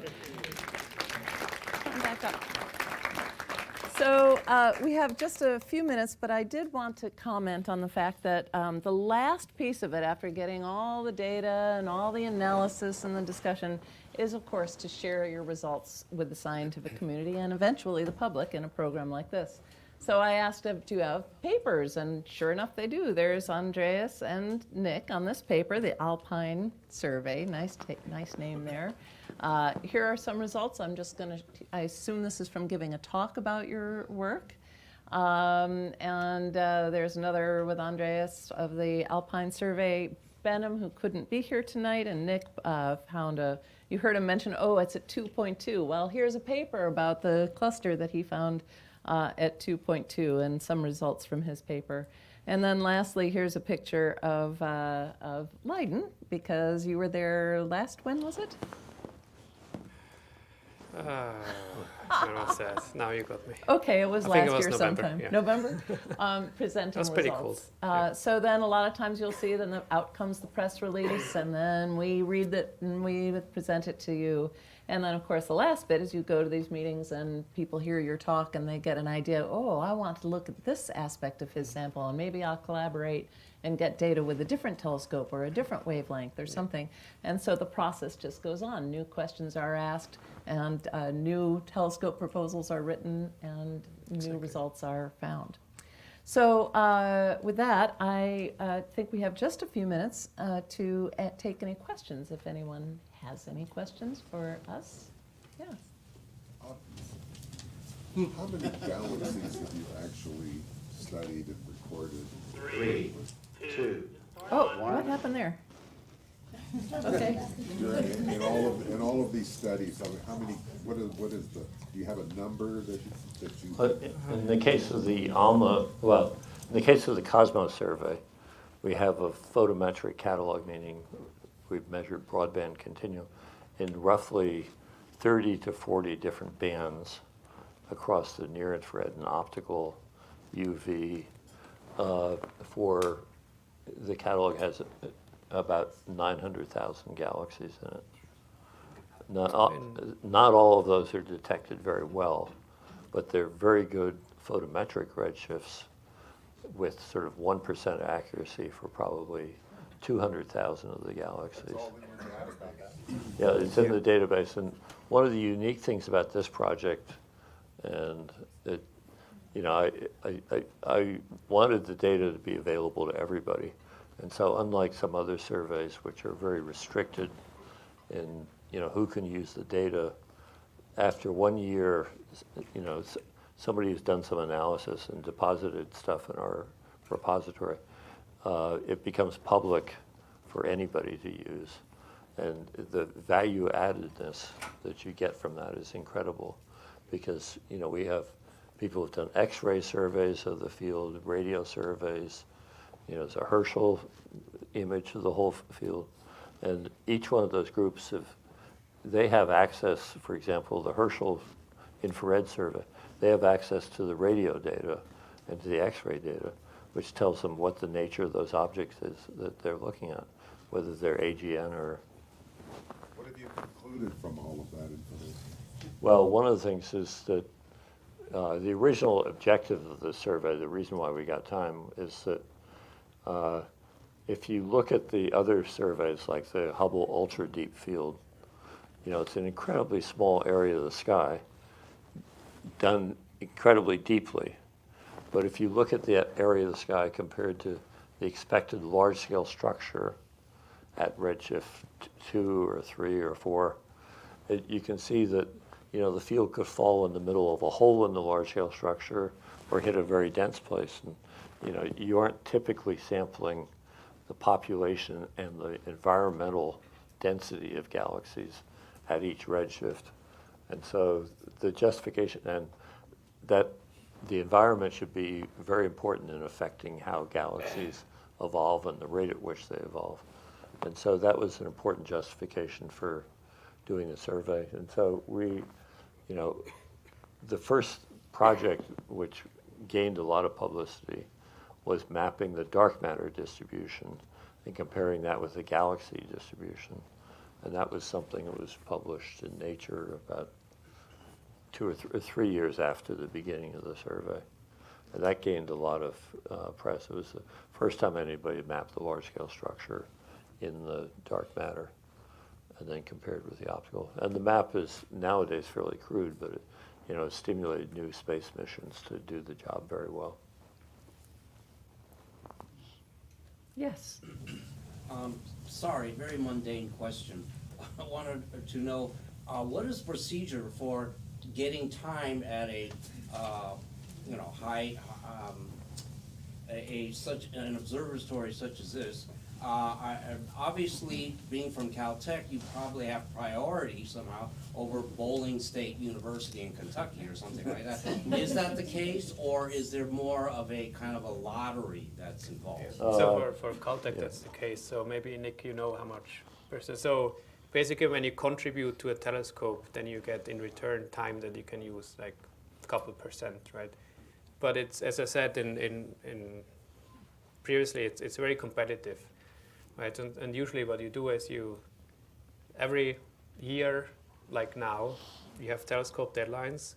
So there is one March 6th, there is one April 10th, there is one May 1st, this time of the year. So you start gathering people to write the proposal, right? And so you submit this proposal, and then you have to wait a couple of weeks or months, and then there's a time allocation committee that's assembled, and they look at those proposals, they select the best ones, and then you get time, basically. And it depends on the telescope, because there are national, federally tax-funded facilities, like NASA's telescopes, or the National Radio Astronomical Observatory, the National Optical Astronomy Observatory, and those are all a flat playing field. So a scientist from Bowling Green has the same chance as someone from Caltech, provided their science is as compelling. But these other consortia, where universities have put in their own resources to help build the facility, they do get preferential treatment. In the case of Keck, I think roughly 10% of the time is allocated to non-Keck institutions. In the case of ALMA, I think it's about 15% is allocated to people from countries which are not the major partners in ALMA. Now, the oversubscription can be very different. In the case of Keck, I think it's probably 3 to 1, 3 times as many proposed nights as are actually granted. In the case of ALMA, the oversubscription is probably 10 or 15 to 1. So ALMA is the most competitive of the telescopes. And Space Telescope, my guess, is probably 3 or 4 to 1. But yeah, it's somewhere in between, yeah. Oh, when I was there, it was 10 to 1. Yeah, it was. In the early days. It's come down. The Hubble Space Telescope has a very high oversubscription rate. How high? I would say close to 7, 8. But ALMA is by far the highest at this point. Yeah. First of all, I just thank you. What a terrific program. The combination of these guys speaking with the film was really terrific. Sort of seeing how you do it. Oh, yeah. So here's my question. Tell me if I'm understanding this right. I think at various times you mentioned seeing a galaxy at least 10 billion light years away. And I understand that that's also looking back 10 billion years ago. But of course, it's only had 13.7 billion years to travel away from us. So unless I'm misunderstanding, that suggests that not the photons, but the matter itself has been traveling away from each other at something like 80 or 90% of the speed of light. Oh, that's correct. Is that really correct? That's correct. Matter itself travels close to the speed of light? Yeah. Well, the space-time. It's the space-time that space expands. is expanding at that rate relative to where we are in that particular galaxy. But the edge of the universe is basically defined by the point at which the galaxies are receding at the speed of light away from us, from the overall Big Bang explosion. So imagine an ant running along the surface of a balloon. And it runs at a certain speed and has a limit to that speed that it can run along that surface. But the surface of the balloon, as it's being blown up, is expanding, carrying the ant with it. So that's kind of the same idea. Space-time itself is expanding, carrying galaxies with it. At the speed of light, I think I heard you say. Well, if for your example, I think you said 80% of the speed of light. Yes. Well, I was just doing 10 billion over 13.7 billion. Yeah, right. Sort of understand. Any other questions? There are a lot of things in cosmology, actually, which are even, to myself, non-intuitive. And so, it's not, nobody asks a stupid question in cosmology. Thanks. And just one more thing. The thing to me that has always been most non-intuitive is not just objects expanding, but when you say space itself is expanding. Yes. Someday I'll understand that, but I sure don't now intuitively. Yeah. One of the things I love about astronomy, cosmology, and just the way the science is done is that the mathematics give you a certain answer. And so there's a scale factor of, R dot, how the R changes over time, how fast the balloon moves. Now we're not talking about the ants moving around on it, but the balloon itself. And so you're confronted with, and you have to find a way to have the math. The math is what the math is, and the math is pretty pure. So we have our own limited notion of what reality is and space is and time is, but that's really not, you have to yield to the math to tell you what space and time are. Space-time is, space and time are. So the best thing to do in those kinds of things is not to try to fit it into your conception of space and time, but to say, okay, it's a given, this thing is happening, how can I get comfortable with that? And the more you can do that, the more it does start to feel almost intuitive. I can remember just through my education realizing more and more that I was more and more comfortable with things that just sound like crazy talk at one point. But, but we see it again and again. The Higgs boson, a crazy prediction, and yet right at the energy where it's predicted, there's this little blip in the Large Hadron Collider, and, black holes. There's not supposed to be that. What? The things go to infinity. They're there. So it pushes your imagination to have to go into realms that are not naturally accessible. It might be worthwhile to have a cosmologist actually come to this, if you haven't. Yeah, when's the last time we had a cosmologist? Yeah, it's been A theoretical cosmologist. Yeah, theoretical cosmologist. And then we'll all take drugs and just sit. Sit and relax. Is there a center of the universe then when you're talking about the Big Bang and the expansion? Is there a direction you can look in the sky and say that's where it started? No. Do you want to take that? No, we all originated at that same point. Yeah, think of the balloon example. I think that's a great example. So the ant on the balloon doesn't know where the center is, right?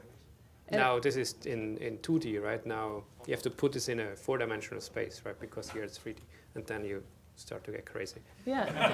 No, it actually is, because there is no center to the surface of a balloon, right? Because everywhere, no matter which ant you are, you think you're at the center of the surface of the balloon because everybody is expanding away from you. Yeah.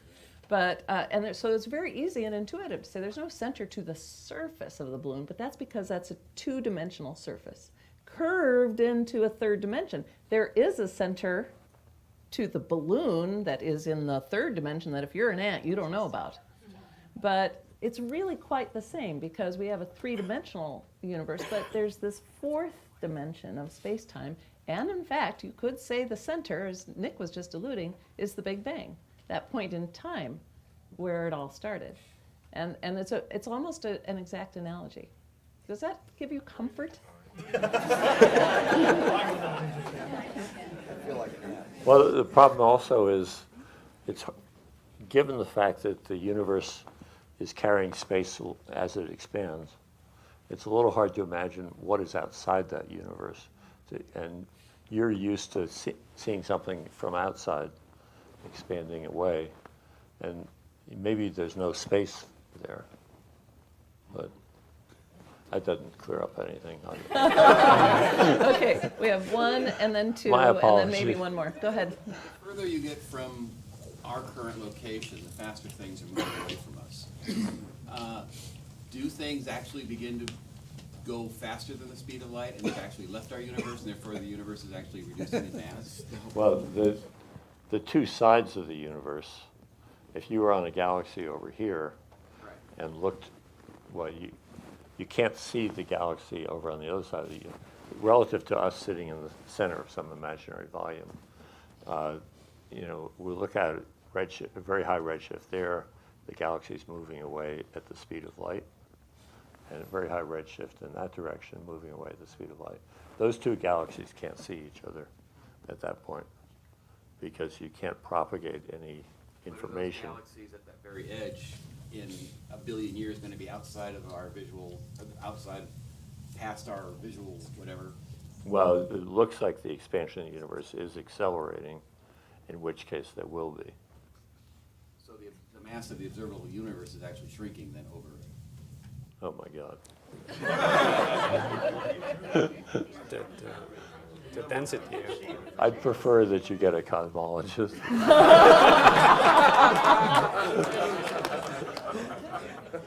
I will say, though, again, in sort of the pure way that the science and the math makes you obey its rules, there's this idea of something called a light cone, which is, the speed of light defines reality. And everything outside that zone of within the reach of the speed of light and the amount of time you've got is only imaginary. And so, okay, you can't apply literal things to imaginary ideas. You can imagine them, but it doesn't bring you comfort. And in fact, you're really not allowed, if you're playing by the laws of physics, to pretend it's real. Would you? Easy, I mean, just don't care. Yeah. Don't worry. Anyway, this is funny that this is the nature of the questions. Are there a couple more? Yeah, one there, and then I think there was one here, and then Larry will finish. Yeah. Question to Andreas. Let's assume that the universes or the galaxies that you're observing were adjacent to each other or to us at the beginning of the of the Big Bang. So the light that we're seeing now, you said is 12 billion years old, or the photons you're seeing now are 12 billion years old. But in reality, they were just neighbors, right? And what it was confusing me is that the distance it started to travel at the time of emission was just maybe a millisecond away. I would don't take the scale of time literally, but it would have been much less. Yeah, I mean, it again goes back to, speed of light, what you see, right? And so the longer you wait, the more you basically see, because the light needs time. And I mean, this is a great question. But remember that space is expanding. So they were close together, but the space was also much smaller at that point. It's when you say the universe is expanding, it's the spatial grid on which all these galaxies are nailed, which is expanding. Yeah, but in principle, yes. Being dragged along by the matter, which is. Dragging the matter along? No, the matter is. The matter is embedded in the space that expands, right? So in principle, yes, when you compute it back, right? Then No, the matter does not. It's close to Not a lump of matter which is held together by gravity, doesn't participate in the cosmic expansion. Yeah, so the like ant our thinks galaxy is not expanding. The ant thinks it's sitting still. It's pegged to the balloon not pegged to it because the balloon would pop. But the ant isn't expanding, but it thinks it's sitting still, but it's being carried by the expansion of the balloon, and it's kind of the same thing. I think there was one here, and then we're going to finish with Larry. Yeah. Thanks for being here. So is space itself like one big blob mass, and as it moves faster and faster, does it create a gravity that maybe we can detect and measure, and maybe it's affecting everything that we're seeing? I don't know, Nick? No. Poor Nick. I'm not sure I really understand. if it's a mass and it's one big balloon, say. As it moves, it's gonna create gravity by the motion of the mass. Can we detect that and maybe figure out the mechanics that we haven't seen? Well, because we're the moving- gravity is, the force of gravity is independent of the motion. I'm not sure. Or is it when things move, like if I were to push something, Yeah. I'm creating gravity, so when Well, it when you push, expands- no, not really. When you push something, the force you're feeling is the inertial mass of the stuff that you're pushing. And the amazing thing is that that inertial mass, you know, if you push it with some other force than gravity, that inertial mass is the same as the mass that enters, you know, the Newton's law for gravity. I mean, yeah, in a I'm sense, not- that's dark energy, right? So, well, basically pushes the thing. Right? I, It's like a pressure. as moderator, I'm calling time on this one. Also because we only have about 8 minutes before you all have to go get your last bus or get out of the park. So, because we close at 10, so I always have a commitment to everybody out by 10. But Larry, last question. Okay, this was very technical. As opposed to all those easier ones. What are the real reasons that you have to go to Hawaii if you're looking at the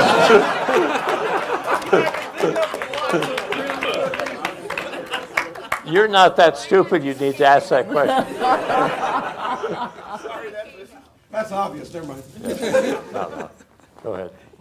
You want to answer? Oh, because it's a spectacular astronomical site. And the whole point of both the ALMA site and the Mauna Kea site is to get above the atmospheric water vapor, which, you know, as I said, these simple molecules make the atmosphere opaque. But, you know, if you go above, you know, up above the inversion layer in Hawaii, the water vapor is much less. And so, you know, if you measure water vapor, it can often be, you know, say 3 millimeters of water above the top of the mountain in Hawaii. And in Alma, it's very often 1 millimeter of water above.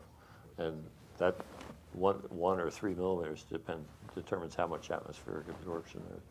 Yeah. And then, I understand why the telescope's I knew I was going to bore you. No, I mean it's direct observation. So it's direct observations are, for example, when I started, right, then I was a very young astronomer. It's very important for educational purposes to actually go there to the telescope and interact with the people, and eventually go to the summit and actually see the telescope you're observing with, right? I know a lot of astronomers who have never seen a telescope, right? And so, not unique. But yeah, that's part of the educational process. When I first brought the footage back, everybody commented, "Oh, Benham's doing all the work," and who's not here because he's the youngest one, but he is that. No, but there's truth because, you know, 8 years ago that would have been Andreas, Yep. and 30 years ago that would have been Nick, and me when I was his age. That is part of the training. That when you're at that level, you're the one doing that because you're learning. Because then you go become a professor and teach your students how to do it. So it's part of the chain. It's not that he was doing all the work and we were just sitting back, you know, drinking Mai Tais. He was doing his role as a. So, you know, wouldn't you say that's a fair description? It's fair, of what and he's it's doing? also Yeah. important when you have data, right? You want to know where the data is coming from, how is it observed. I mean, it's all going into the paper too, right? You have to, in the paper you have to describe, you know, when did you observe, what was the seeing, you know, and this you have to experience, right? And I want to just say, if you really think about it, all of that effort to get some measurements to calibrate a method of the photometric redshifts that apply to an ALMA sample that is part of the Cosmos sample. I mean, the thing that it's all 4 nights, and I will say they got snowed and rained out the previous year, so it took 2 years to get those 4 nights of data, to do that, just those handful of numbers.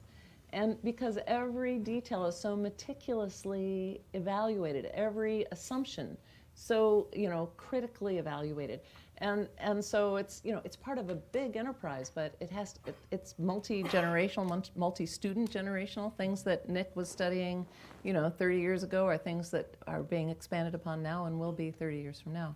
Given the time, I'd like to ask Nick to give us some final thoughts, if you have any final thoughts. Maybe you don't, maybe you're thinking of a martini. But, No. on reflecting. On the way things have changed?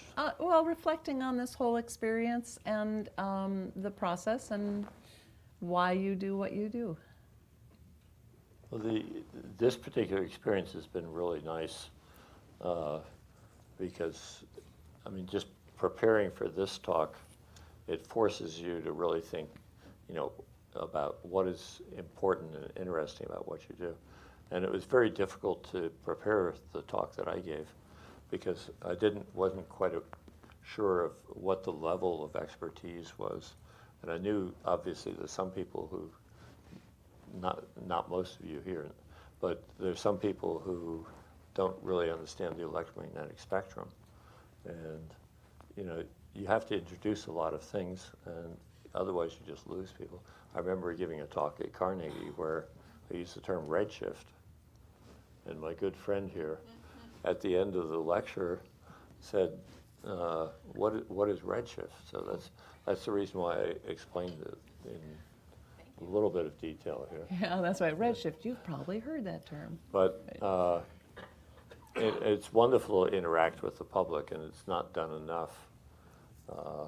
And when I was at Caltech, towards the end of my teaching, I taught an AY1 course, which was meant as a course to familiarize science majors in other fields with the variety of science, say in astronomy or biology or whatever. But you had to take this course outside your own field.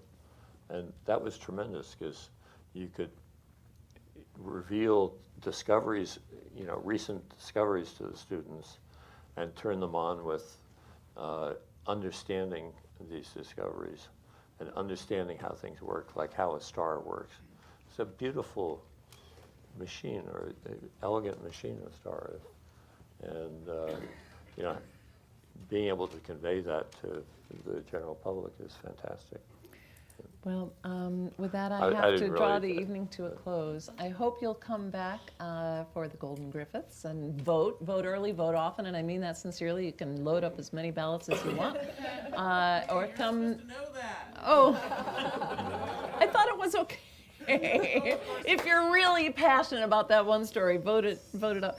And come hear Dr. Reitzel's talk at the end, last Monday of February on what in the world is happening with Betelgeuse. And we'll see you here next month. Thank you again for coming, everyone.